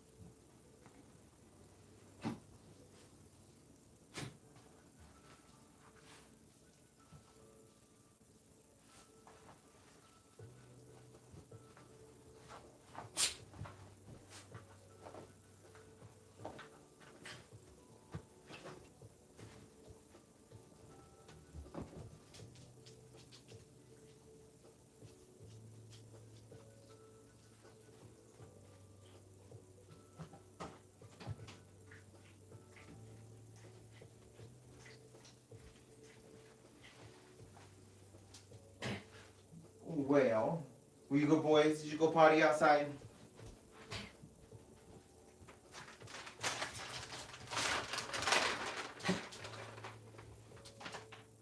Go, boys.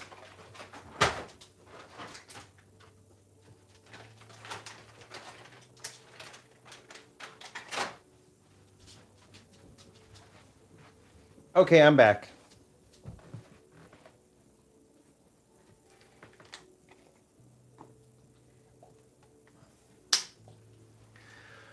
Also, hydration check for any of those that have been here the whole time. If you haven't drank any water, make sure you're staying hydrated.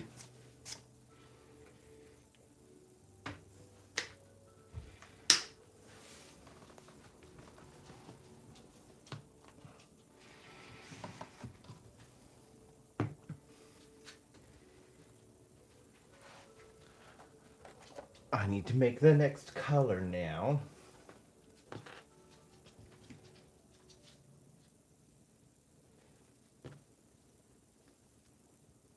I'm probably going to need to add more of this because lemon yellow is not a very strong color.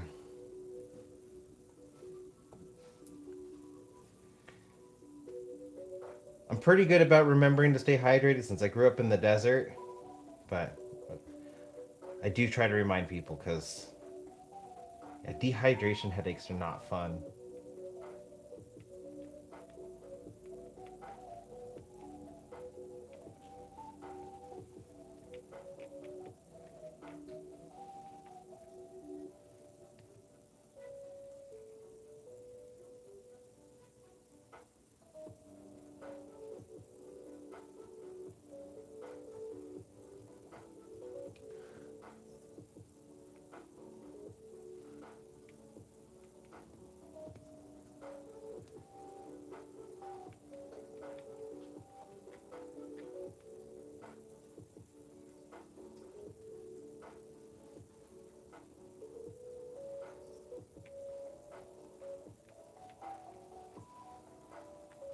Also, for those in the chat, I know you're not supposed to use your paint brushes to mix paint, but like I find it so much easier.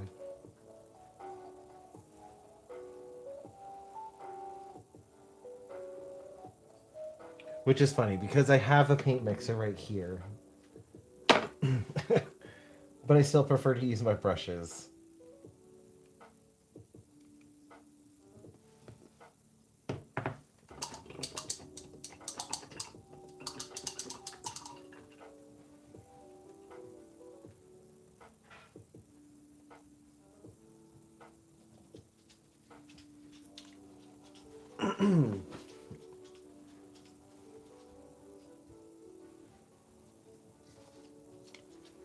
I actually think that's pretty good.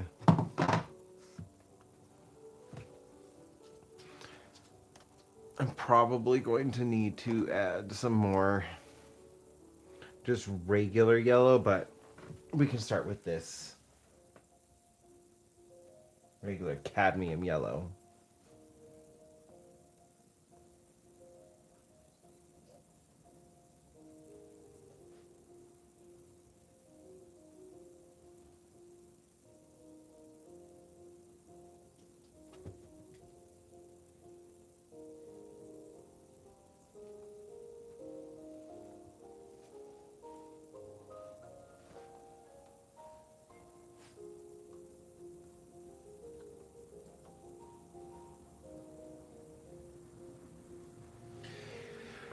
Yes, I have some oil brushes that I've seen some better days. It's one of the reasons why I like using acrylic so much. It's so much easier to clean the brushes with, as long as you stay on top of it.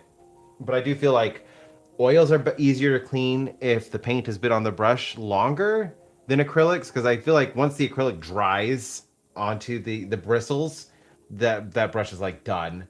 Whereas with the oils, I can still kind of like get the oil paint off. I can still clean it and save the brush. But if you stay on top of it, I think acrylic paint is better for that. Like if you use your brush to mix paints.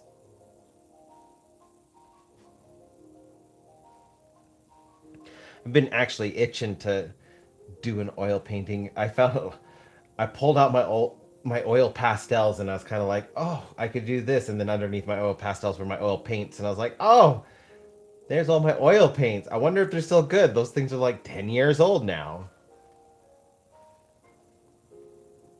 Because before I was doing acrylic, I was.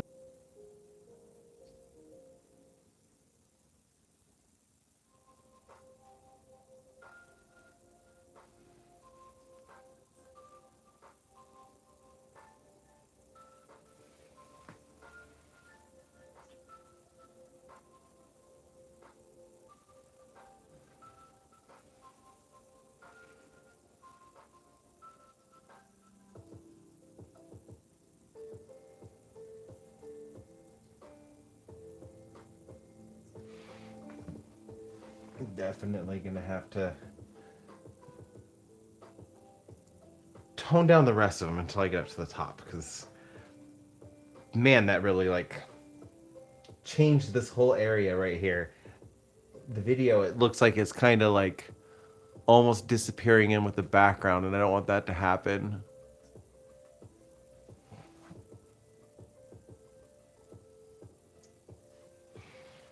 Oh, that's why I'm worried about going through my paints.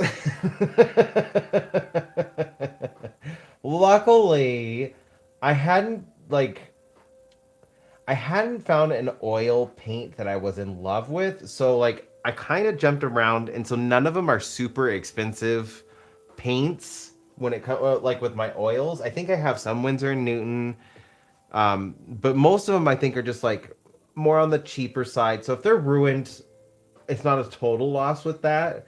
Whereas like with my acrylics, like I spent a year testing out so many different acrylic paints before finding one that I really liked, which is the Winsor and Newton. And so like I've invested a lot of money into my Winsor and Newton paints, and I would be kind of devastated if they got so old that some of these were ruined. Especially because like there's a couple that are really hard to find now because they've been retired. These two specifically, buff titanium and Prussian blue. Winsor and Newton no longer makes these colors, and I'm having a harder and harder time finding them. And I want to get like, been telling myself like, oh, I could get backups, but then I'm like, how long are they going to last if I get backups? Because they're not going to last forever.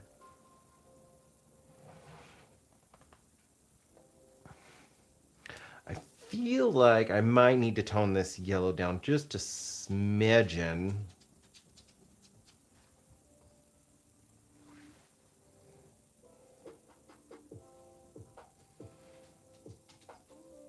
I could smell you walking into the living room, Baxter.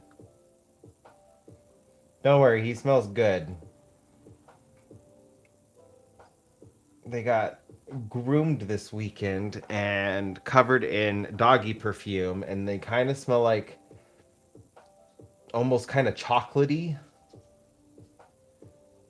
And so I can like smell them coming into the living room now.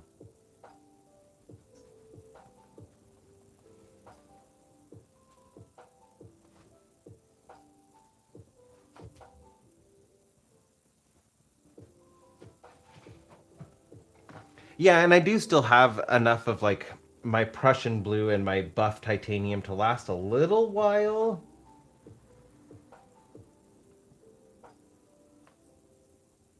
But I don't know. I've never tried to like store paints to try to keep them to last even longer. But I do really want, like, I do want to get like a backup or two and try and preserve them so that I could still use them. Because Prussian blue is one of my favorite blues to use. Like this whole section is Prussian blue mixed with like, what is it, powder blue, and mixed with Winsor purple and magenta. So like that's how I got all these colors here. It's all Prussian blue. And a lot of my paintings have Prussian blue in it. I create this book. This is all Prussian blue. This is all Prussian blue. So it's like my most used blue color. And I'm like, oh, you guys discontinued it.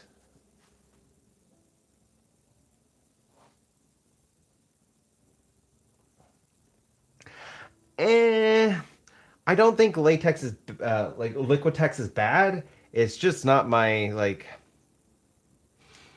At least for like my area, Liquitex is not quite at golden price points, but it's pretty close to golden price points. And then Winsor Newton is below that. And with Winsor and Newton and Liquitex being like, I feel very similar with quality. I can't justify spending that extra amount. However, I might have to, since Liquitex is still doing Prussian blue, and just see how they mix with Winsor and Newton. That's something I didn't really test, is like how different paints mix with each other and if they mix well. Because I might have to do that. If Liquitex has still got their Prussian blue, then I might just need to do that. And I think like, and I don't know why on the acrylic paint, buff titanium got discontinued because they still make it for the oils.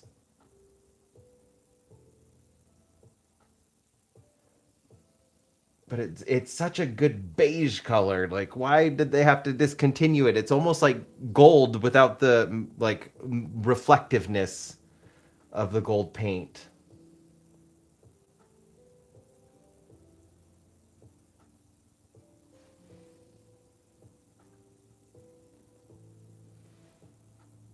It might be Valentine's Day. I'm gonna have to ask Eric what the scent is because I didn't pick it out. He did. But they do kind of have like it's not quite chocolate. I actually think it might be carob, like a carob scent for them, since dogs technically can't have chocolate. I don't know if that goes for scents as well. Not anything I really looked for, but like it's not quite chocolate, but it doesn't really smell artificial either. But it's been long lasting. They got groomed on Sunday. Kind of surprised how long it's lasted.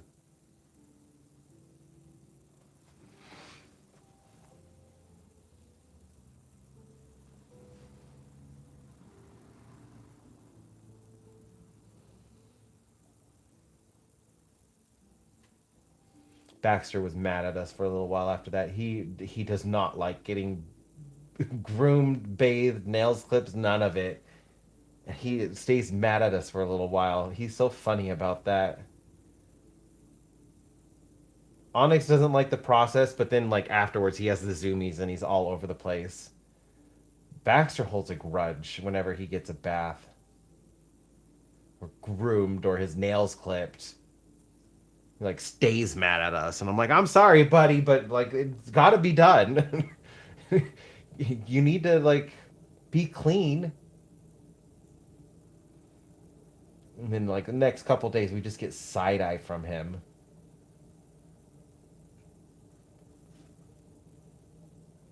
And he ignores us. And, like we'll call him and he just like looks at us and then just puts his head down and looks away again. He's such a funny little dog.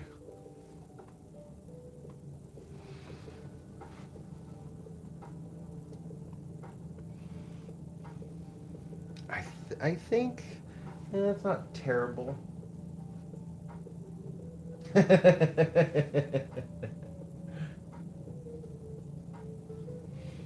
I bet Eric did. Yeah, I didn't even think about that. I had just like noticed. I'm like, oh, they kind of smell like chocolate, and he was just like, yeah, they got their doggy perfumes, but he didn't tell me what scent it was. I didn't even think that. Like, it was probably like a Valentine's Day scent that they had. I'll have to ask him like what exactly the scent is. Yeah, he just he doesn't like being bathed. Onyx, on the other hand, while he doesn't really care for the bath, he does better in the bath when he's getting groomed. It's his nails.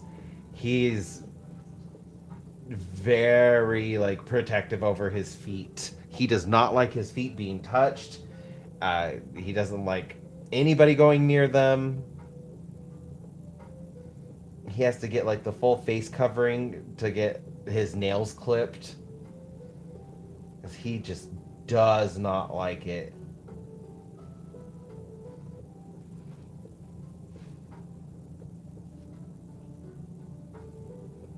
Which is really strange because he'll put up with like all the other things without any problems. Like if he has to get vaccines, no issues.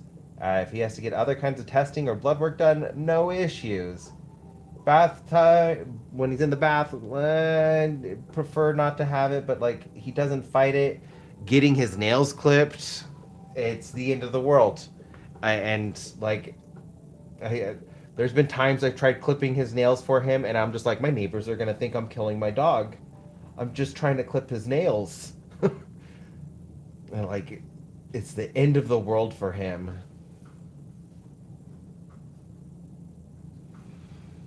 Like Onyx is definitely one of those dogs that screams when he's getting his nails done, like clipped off, and it's just like that is so extreme. It is so extreme just to get your nails clipped. And I imagine like it's gotta feel good to get your nails clipped if you're a dog because like when you're walking, like I got nails right now, but when they walk like this, they're like walking on their nails. Like I can feel the jarringness of like when my nails hit the table going through my fingertips. So I'm like thinking about them. I'm like, you guys are walking on them. That's all your body weight. Like it's gotta feel better to get your nails clipped, doesn't it? Even though they can't answer me.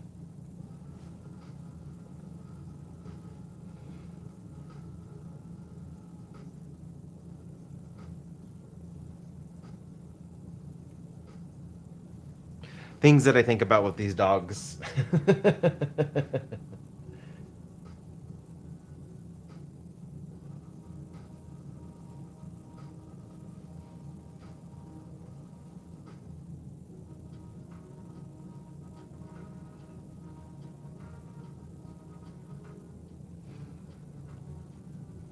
Okay, once it dries, it tones down. Just gotta fix some of the opaqueness.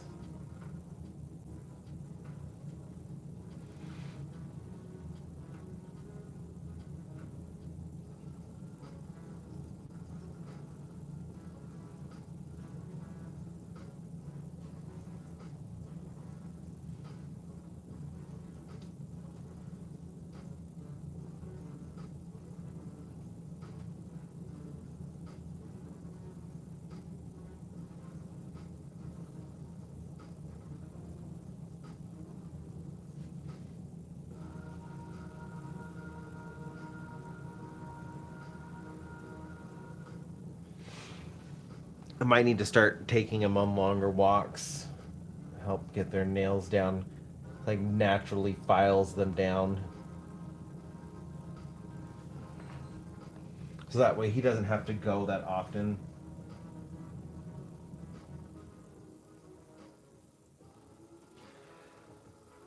I worry about that with Onyx, not Baxter. Baxter's nails are like they're tan, so they're see through, and you can see right where the quick is at. Onyx, on the other hand, his nails are black, and you can't see the quick, and so I do like worry about that as well. However, I do know that there is a trick to get the quick to go back down, and it's just uh, when you clip the dog's nails, the quick will recede a little bit after you clip it. And if you clip it again right after it's receded, so if they have nails where you can actually see where the quick is at, when you clip it, you watch for it to recede, then you clip it again, watch for it to recede, clip it again, and then watch for it to recede. It takes about 2 to 3 weeks to kind of like get the quick back down to like a more manageable length. Uh, but it is a process, and if it's even harder if your dog does not like their nails being clipped. But I do know it works. I've done it on other friends' dogs before in the past.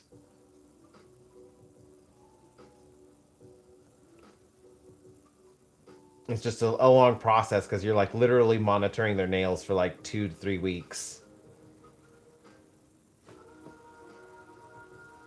But if you didn't know, and you can like maybe just save that for a future reference. Maybe there's another dog in the out there that could use whose owner could use that kind of information.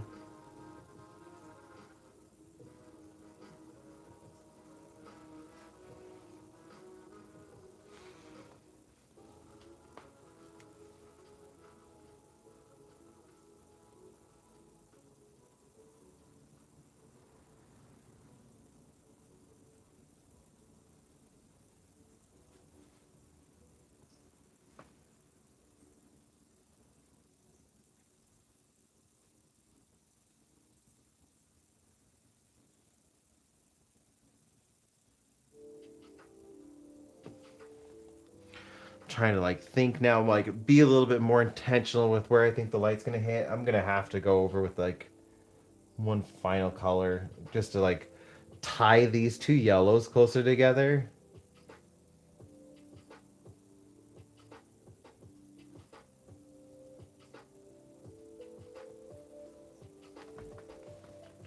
Yeah, Like, I mean, there could be a dog in your future who needs that kind of work, especially since like I adopt my dogs and I try to help friends with adopted dogs, like take care of them. It's one of the things that I learned from adopting dogs is when they're not necessarily groomed to the best of the like to the point that they should be groomed, just because some facilities just have so many dogs it's impossible. And so, like, yeah, I had learned if you want to get the dogs quick back down, it takes some time, but it's just making sure after the quick, monitoring it after the quick's gone down, you just clip it back down even more. And you'll shorten the quick, and it will last for a while. As long as you get their nails regularly clipped.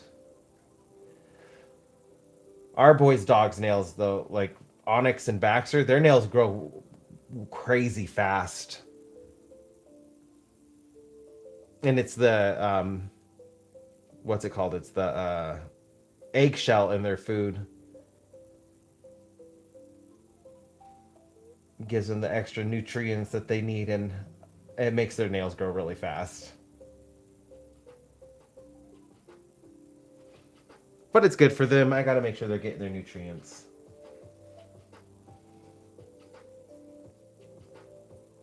Although we're gonna have to change up Baxter's the dog food again soon, just so like we can meet his nutritional needs. He's got his liver numbers are kind of high. However, we got his kidney like values down where he had to be on special dog food because his kidneys couldn't process the protein appropriately, and it was gonna create like kidney stones. And I don't want him having kidney stones. I've had them in the past. They stupid things are painful.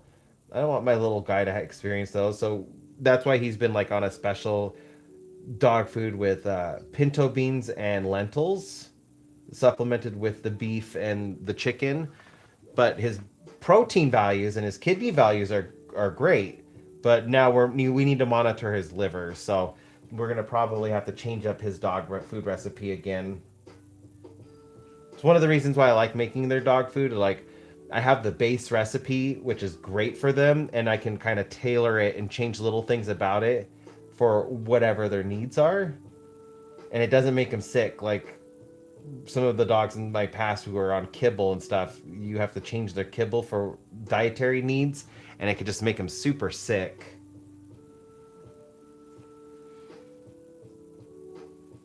But I think what we're going to end up doing is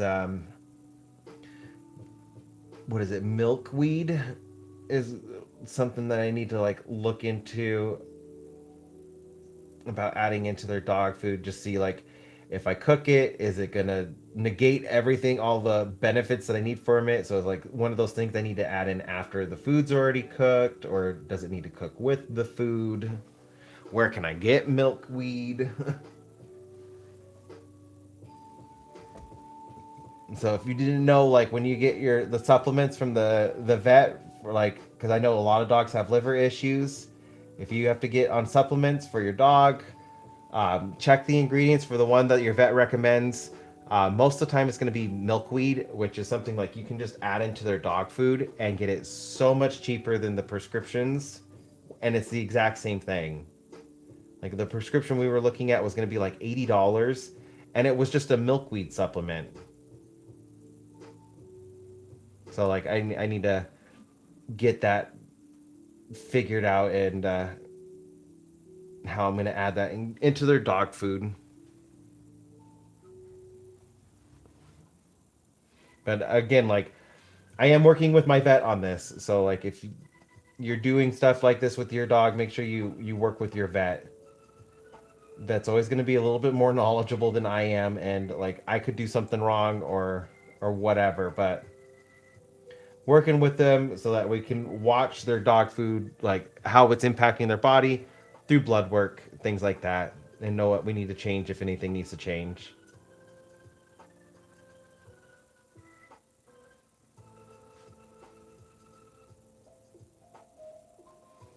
I probably could grow it for them. It's getting close to like growing season too, and I think we have milkweed out here. I That's another thing I need to double check. Like I know milkweed will spread like crazy. I got to make sure like it does grow out here. We have a problem at one of our parks because one person like grew mint and it is taken over one of our parks because mint grows like freaking crazy. So I do try to make sure like plants that I grow are like they're native here, or like they're not gonna spread out like like the mint is done with one of our parks. We do get monarchs out here,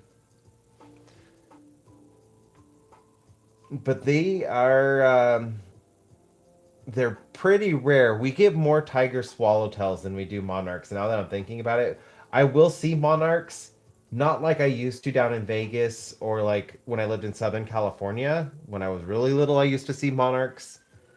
We mainly see like the tiger swallowtails. They migrate through our area.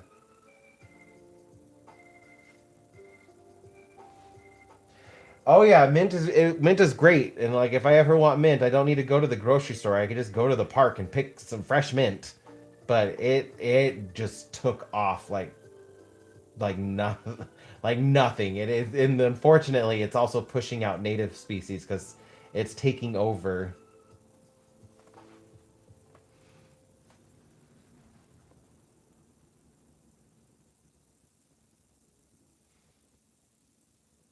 That would be pretty cool. Yeah, I would love to see more monarchs out here. But I can't complain with the tiger swallowtails. They are one of my favorite butterflies. I Even if they are yellow, I absolutely love them.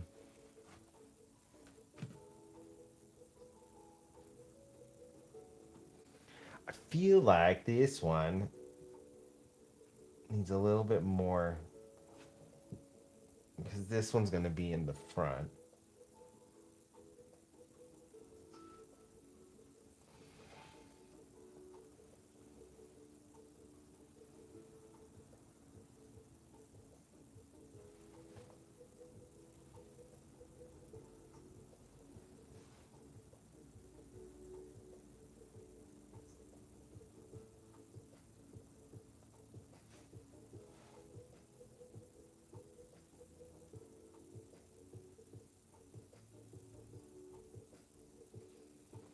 Yes, that they are.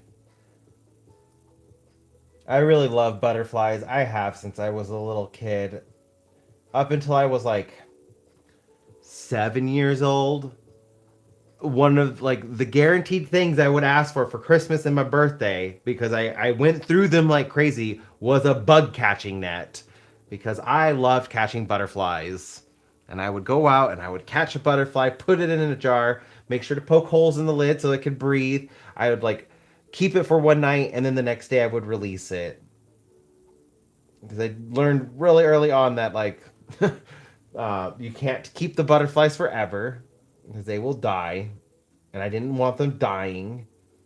So then, like, I kind of treated it like they were staying the night with me when I was a little kid. Like, it was a slumber party, but with the butterfly. So, like, I would catch the butterfly, put it in a jar. I would take it all over the place, but try not to jostle the jar too much because I didn't want to, like, stress the butterfly out. But it went with me everywhere. Like, it was a sleepover, playing Nintendo, and it's sitting right next to me, or and then it would sit right next to me in bed, and then the next day I would take it outside and let it fly away, and then I would catch another one. Yeah, I loved catching butterflies. Although most of the time they were painted ladies, because this was when I was like in Southern California. So painted ladies were the main ones. They look like monarch butterflies, but they're like way smaller than monarchs. And they're super common in our area. That or the cabbage butterflies, just the little white ones with the like single black spot on the back of them. We'd also get like skippers. I like skippers a lot. Like they got the weird triangle wings, and when they open it up, the second pair is like inside, and they're like a burnt orange color. Really fast little butterflies. There was one really like elusive one I would find every once in a while. They're really, really tiny, like half the size of a dime. And they were checkered on one side, and then on the other side, they were orange and blue. And I thought they were really pretty, but they were super hard to catch just because of how tiny they were. I'm gonna have to try to look those up to find out what kind of butterfly they are. I'll see them here in Reno every once in a while. That's just like a little like nostalgia hit, like seeing them out and about, and I'm just like, oh.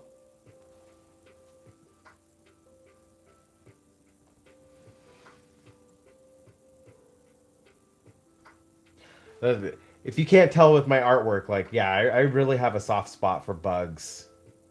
Not all bugs, but a good chunk of bugs.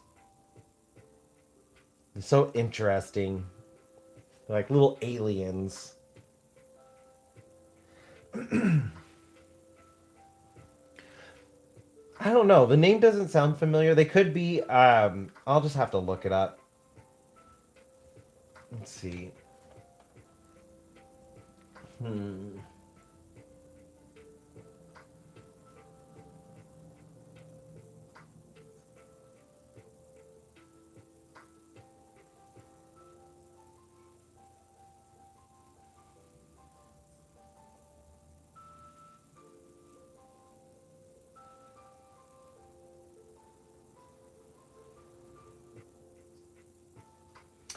Let's see. What kind of butterfly is this? This is it.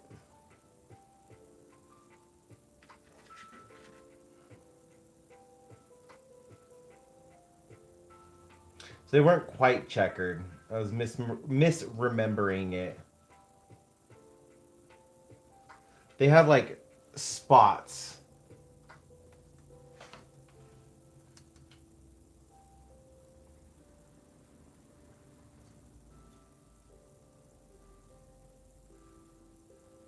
Well, these ones aren't right.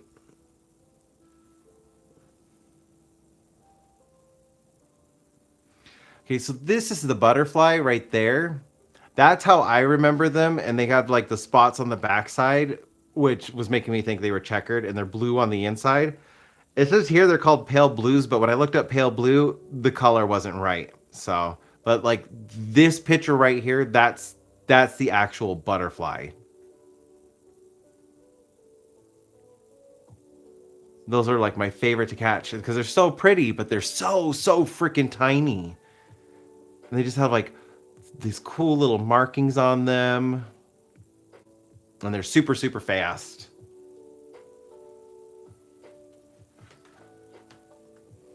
So according to that, they're called pale blues.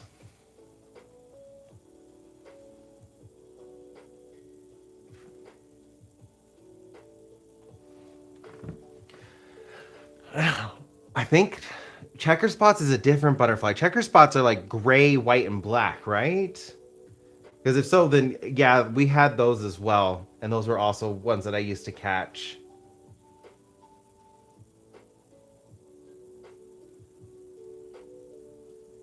But I'll always remember painted ladies. They were like my number one butterfly I would catch. I probably caught generations of the same family of painted ladies.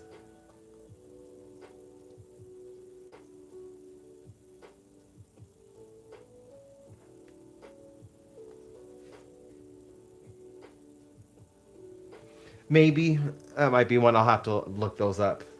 I'm gonna remember that now though. Pale blues. Might have to do like a painting with them. Maybe an emotional state painting for like nostalgia, and use that one as like the base.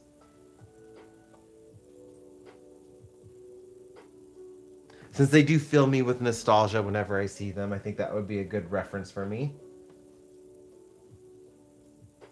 Oh, then no, I don't think I did. I don't remember any of the butterflies or any of the caterpillars being black and fuzzy in my area.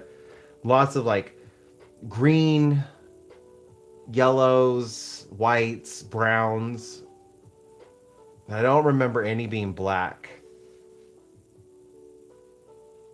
It was also years ago, so like I could be completely wrong.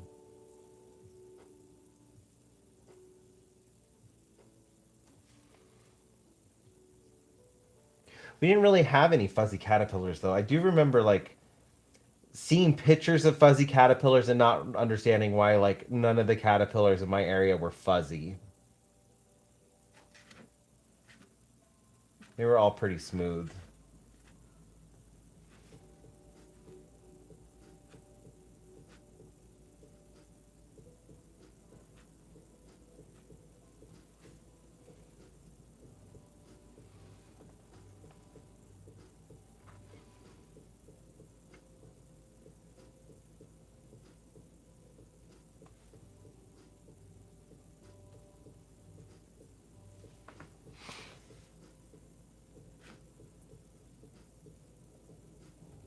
It was definitely not something we saw a lot of were the moths caterpillars.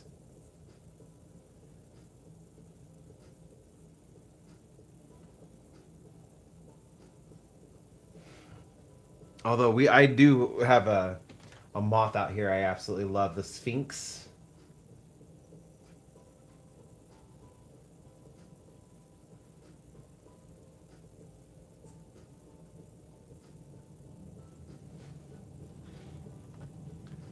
This is one of my favorite moths for our area, the Sphinx moth. I think they're really pretty. They're pretty decent size too, like maybe 2.5 to 3 inches. They're loud, and they have really long proboscis. Like people call them the hummingbird moths out here, but I absolutely love their coloration. These are definitely up there my top favorite moth.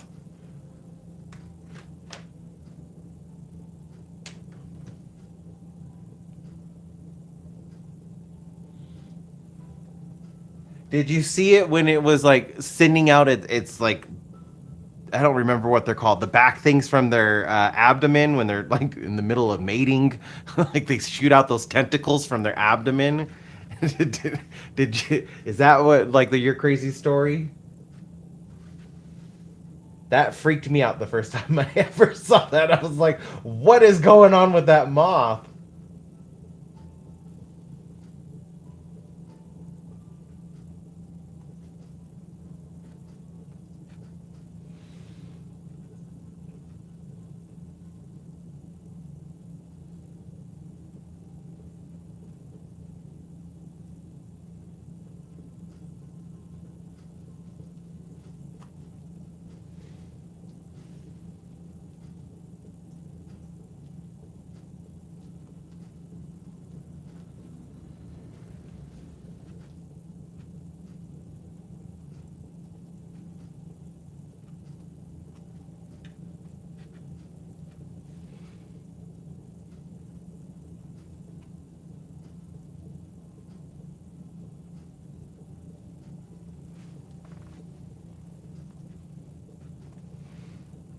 It's definitely starting to look a little bit more cohesive now that I'm getting more of these added in.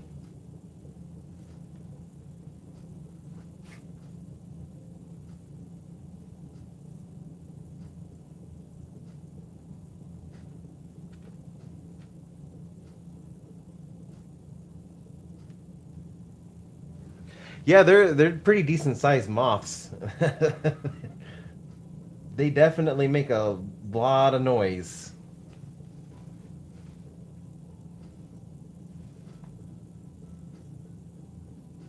That's kind of crazy though. That would definitely freak me out.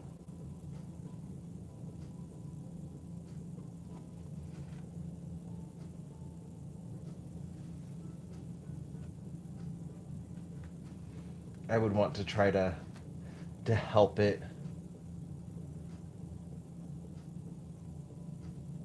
I don't like killing insects or spiders even. I try to always release them.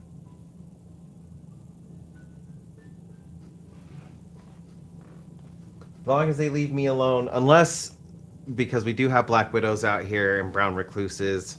Unless it's one of those like I will do my best to not kill it. But if it's like a scorpion, a black widow, or a brown recluse, like I'm sorry, I got dogs. My niece sometimes come over, so like there's children around. I can't take any chances with those. Got to make sure like my little ones are taken care of first. But if it's just like a wolf spider or a house spider, I'm just catch and take you outside, let you live, but you just can't live in here.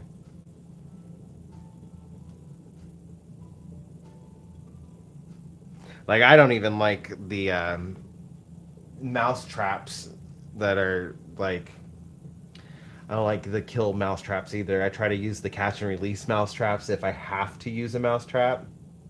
The dogs are pretty good though about keeping mice away.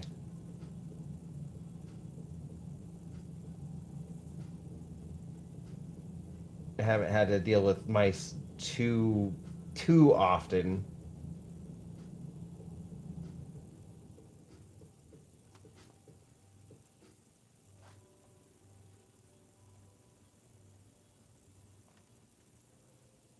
They get pretty huge out here too. And let me guess, it was a mama wolf spider. She had all the babies on her back, so when you like squished her, the babies scattered everywhere. Because I've seen that happen so many times. I try to tell all my friends, I'm like, don't just kill it, because it could be covered in babies, and then you're gonna be covered in babies. This is why I try to catch and release them, because if they're covered in babies, you're gonna have a bigger spider problem.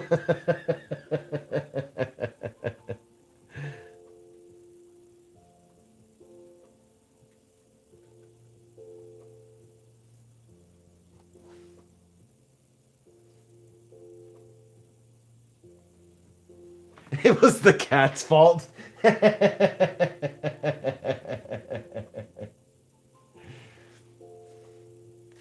I learned that lesson from a friend. I wasn't even me because like I would just catch and release the spiders. It was a friend of mine. He saw the spider, he stepped on it, and the spiders scattered everywhere. And I was just like, well, see, that's why we don't do those things.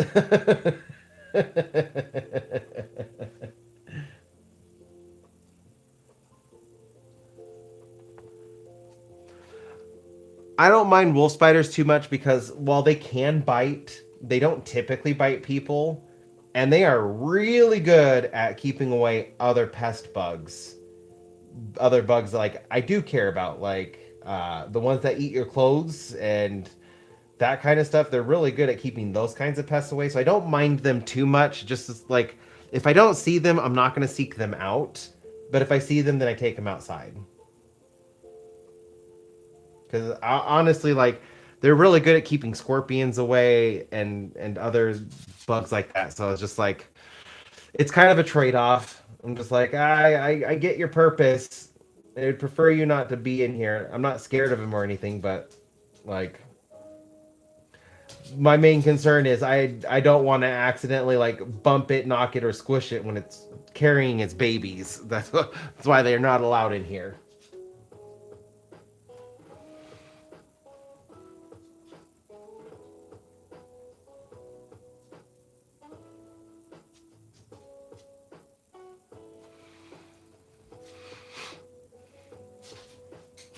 But other bugs like we have you're in Oklahoma. Do you guys have vinegar runes out there too? Haven't had any issue like haven't seen them up here in Reno, but like down in Vegas we had vinegar runes. Things are like mean and they would chase you. I was like probably the craziest thing about that is like the only it's not an insect, it's an arachnid, but it's like the only tiny creature like that that will chase a person.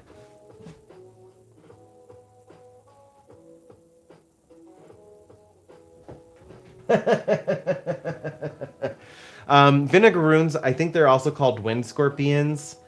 There's an old wives' tale that like when you get stung by a vinegaroon, you know you're gonna die because you'll taste vinegar in your mouth, and that's how they got like the name from it, something like that. Like, or like if you're allergic to them and you get stung by a vinegaroon, the last thing you'll taste before you die is vinegar. I don't remember the exact story, something along those lines, but like they look like a cross between a scorpion and a lobster. They got these really weird like pincing claws, and like they don't have a scorpion tail. They have like this really long whip tail that it can still sting you, and they like whip it around, and they get pretty big too, like 6 to 8 inches. Like they're a pretty decent sized creature, and they're super territorial, like very territorial. It was really funny because I was working at a Joe's Crab Shack in Las Vegas, and the Walmart down the street from our Joe's Crab Shack, they shut it down because there was a vinegaroon that had got into the store, and it was freaking out customers and chasing them. So they closed the store to try to get the vinegaroon out, because I guess it was like a really big one too. But we all of a sudden, like, it was in like 3 o'clock in the afternoon, and I was like one of two waiters out on shift at the time because it wasn't quite dinner rush. So like it was a between shift. We didn't have a lot of wait staff at that time, but then all of a sudden we just got like flooded with people coming in from Walmart, all telling us like they're just coming over to like maybe get something to eat while they wait for the store to reopen up because they closed it because of this vinegaroon that was chasing people. Kind of like they are related, like in the sense that they're all arachnids, but no, sun spiders or camel spiders are different from vinegaroons. And we had camel spiders in Vegas as well. Unfortunately, all of the service members going out to Afghanistan from Nellis Air Force Base, when they were coming back from their trips, they were bringing them in their bags and stuff. So, like, Las Vegas got a whole bunch of camel spiders as well.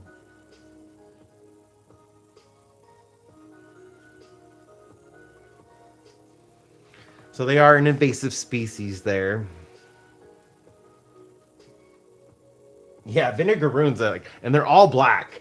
They look mean and nasty, and they are mean and nasty creatures. Like, I get it though. Like, the desert's your home, buddy. Like, and you got to be tough to live in the desert. Like, I understand it, but chasing people, it just, that's the one thing that blows my mind is I don't ever see creatures that small like chasing people, and they have no problems with it. They will absolutely chase you down.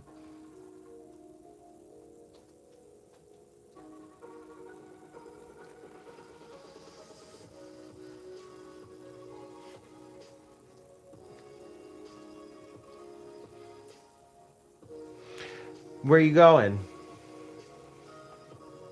Onyx. You were just saying hi.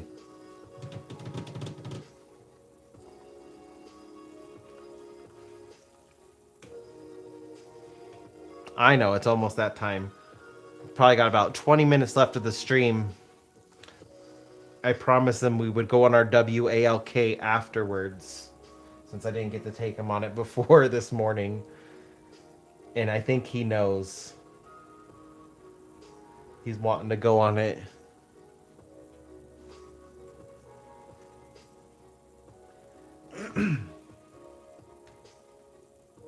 I don't know if you have them out in your area. I definitely think they are more of just like a west thing, like Nevada, Arizona, and parts of California. Like, I don't even think they go east enough to like into Utah.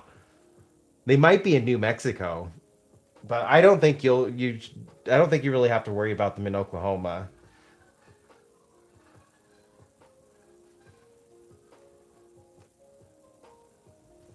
And just remember though, like, they look scary, but you can still step on them. Like, you are still big enough to step on them. And I don't think like I don't think they can kill you. I think that was just like a wives' tale. Because I had known people who've gotten stung by them and like nothing ever happened. But I will say, like, they are worse than scorpions. I will absolutely agree with that. They are worse than scorpions.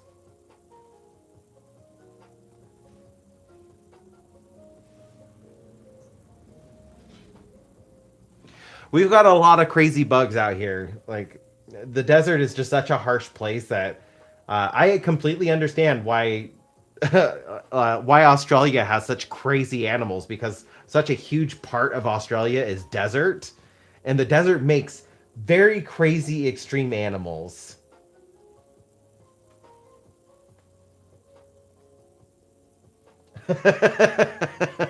It would probably be a mess. you, you'd be the person getting your hairspray and a lighter and making a flamethrower for it.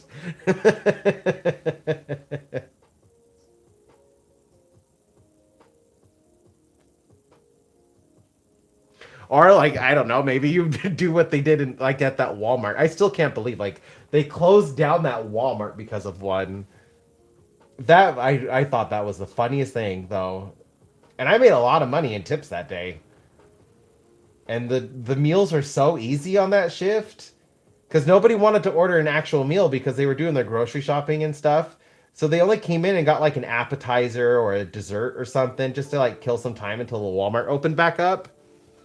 And like I made bank that shift, and that's normally like a garbage shift. So like I appreciate the vinegaroon that day because like I did make quite a bit of money.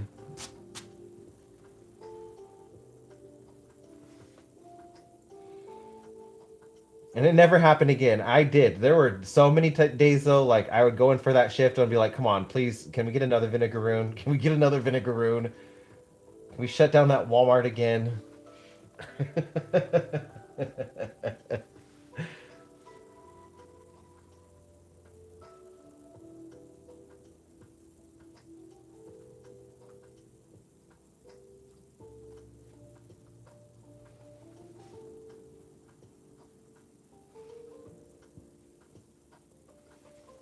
It was definitely just one of those once in a lifetime moments. Vinegaroon shutting down a Walmart. The only other like really crazy bugs we get out here, oh, are wasps. We have some pretty crazy wasps out here. One is called the tarantula hawk, and it's got one of the most painful stings.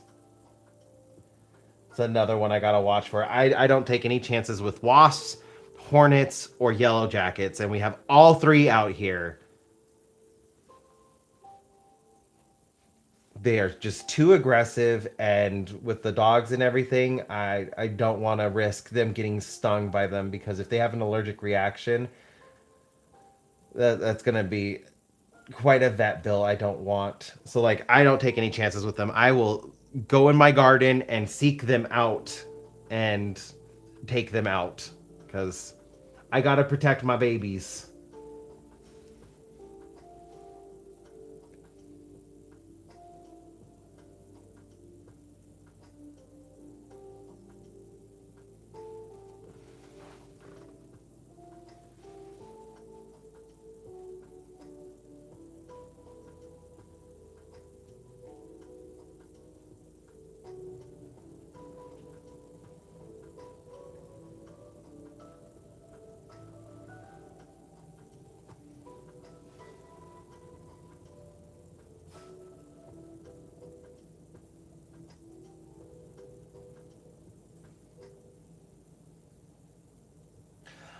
I don't know if it's gonna work here because the wasps that we have, they will all like different types of wasps will still make their nests in our backyard in our garden. We have like the mud daubers, so they'll make like little mud like cocoon like things all over the walls or the fence. And then we get the ones with like I don't remember what type of wasp, but just generic wasp where they have the little hanging nests that we're used to. And then we also have the yellow jackets, which they make their nests in the ground. And like we have all three in our backyard. The ones that like I hardly ever see are the tarantula hawks because luckily they do try to avoid people, so most of the time they stay on the outskirts of town.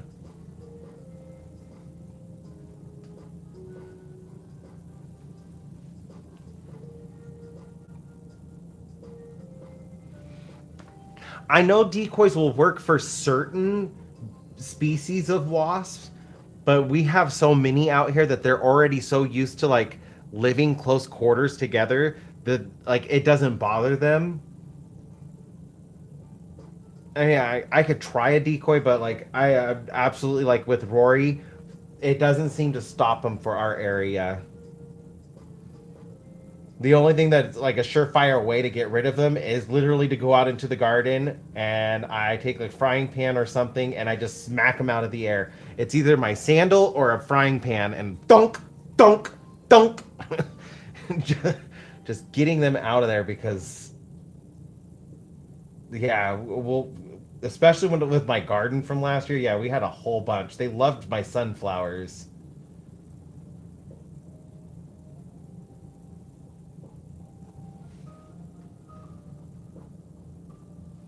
No, they are not as territorial here. The you're more in the like the plains, the flatlands. I know the wasps out there are pretty territorial, but when you get like into the foresty areas or like the desert, where like you're either used to being on top of each other or resources are so sparse that you have to be on top of each other, like they just kind of get used to it because California, and I imagine like for Rory it's very similar being in like in that forested area, like yeah, they're just all over the place, that they just get used to each other.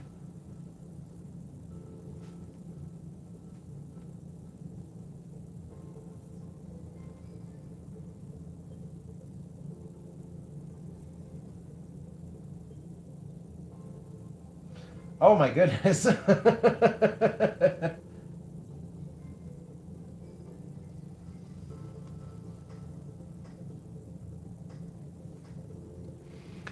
You started a whole wasp war.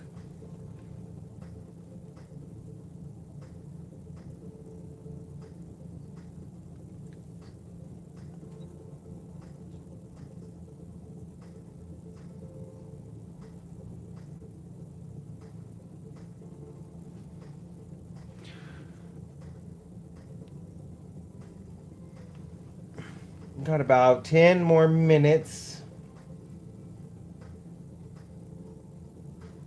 Onyx is getting very impatient. He is like just laying right next to me, kind of like whimpering. He is. I know what he is asking for. He didn't go on one this morning, so now he knows like it's about time. We will go soon, buddy. Yeah, I wouldn't either. But I will say, like, a, a cheap, like, if you don't want to just spray poison in the air, I didn't like just like the wasp poison that you just spray in the air all over everything, especially with the dogs. I will say, hairspray works really well. You could get like, what I did is I went to one of the beauty supply places we have in town, and they had hairspray on clearance. It was 50 cents a can. I got two of those and I just hairsprayed them. It causes their wings to like freeze open or shut or whatever so they can no longer fly. Made it so much easier to get them out of the air. And I didn't have to worry about them stinging me. Just I did make sure like none of the chemicals are toxic or anything like that. Like so I'm not just like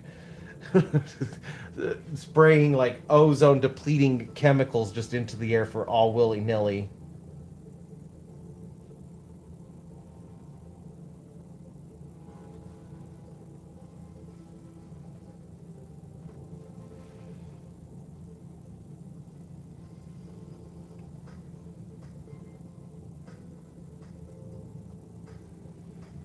While I don't like them, I at least appreciate wasps. They serve their purposes. I just wish they would do it away from me. I've been stung so many times by them. They're just such jerks. No regard. I'm just walking past and I'll get stung on my leg.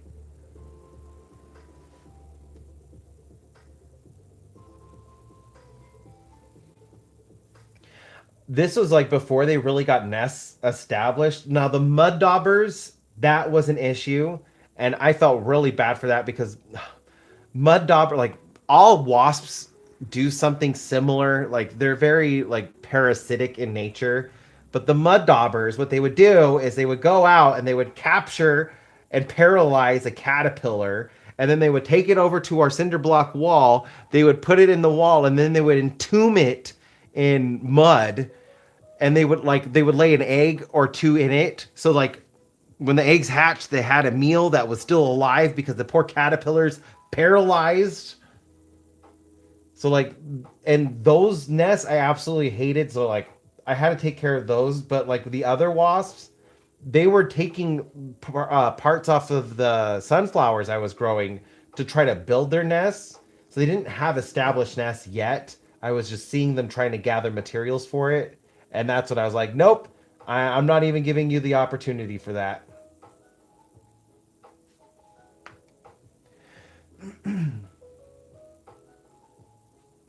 Yeah, they do. They're jerks. They're mean. And honestly, I wouldn't have issues with them if they were like bees. I love the bees. They come into the yard, they leave me alone. I don't have to worry about like getting stung by them. Like I would have no intention of bothering them if they just left me alone. There's lots of bugs out there that in my garden and stuff that like bite and they hurt, but I'm not worried about them because like they're gonna leave me alone as long as I leave them alone. Like the assassin bugs that we get, like assassin bugs can bite and their bites hurt, but they're not gonna bite you if you leave them alone.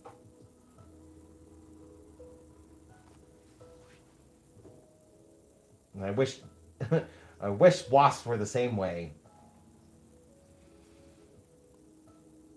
It's like they purposefully like look for a reason. Like, oh, you look like somebody I can start some beef with, and then they just start attacking you.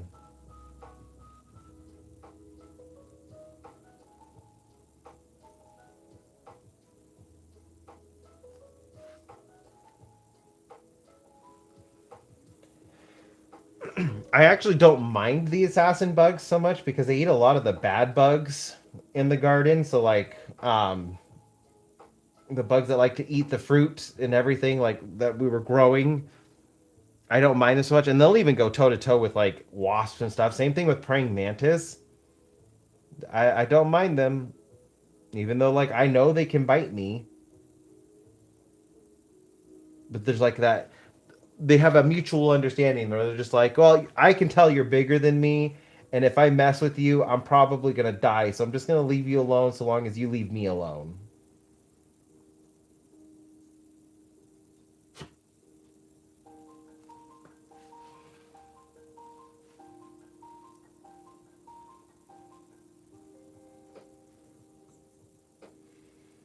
Yeah, I'm gonna finish up this little section right here, and then I'm gonna get going. He's snorting at me.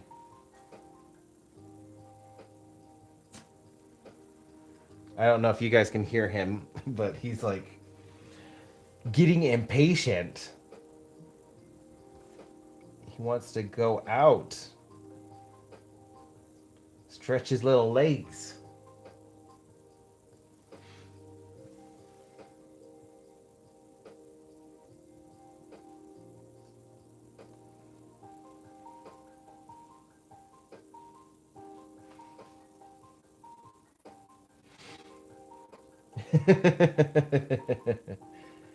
Yeah, trying to get my attention.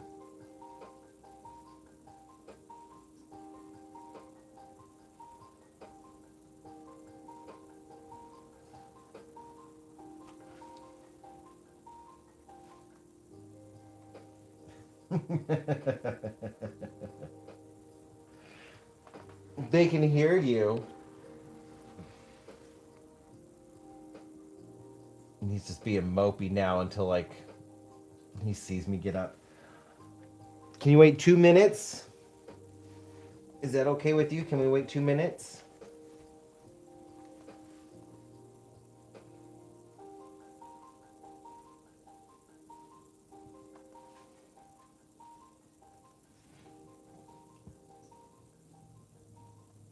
All right, Illustrated. I hope you have a wonderful evening.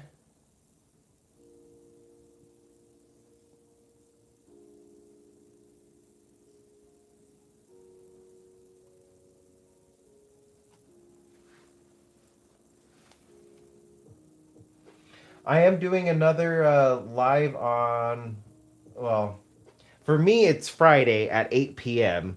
It's about, I don't know, 53 hours from now. About 2 days roughly. That's just so like I can get a couple people from down in Australia so they can join. And then next week I'm gonna do one in the morning for me, but that will be like afternoon, evening for Europe.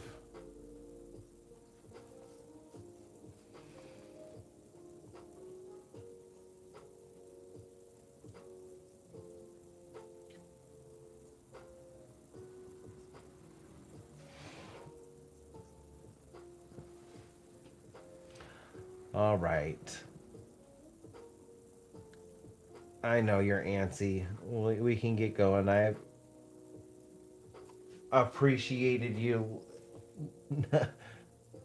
letting me postpone it.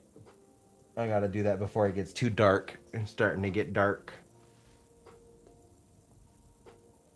Probably got like an hour left of daylight.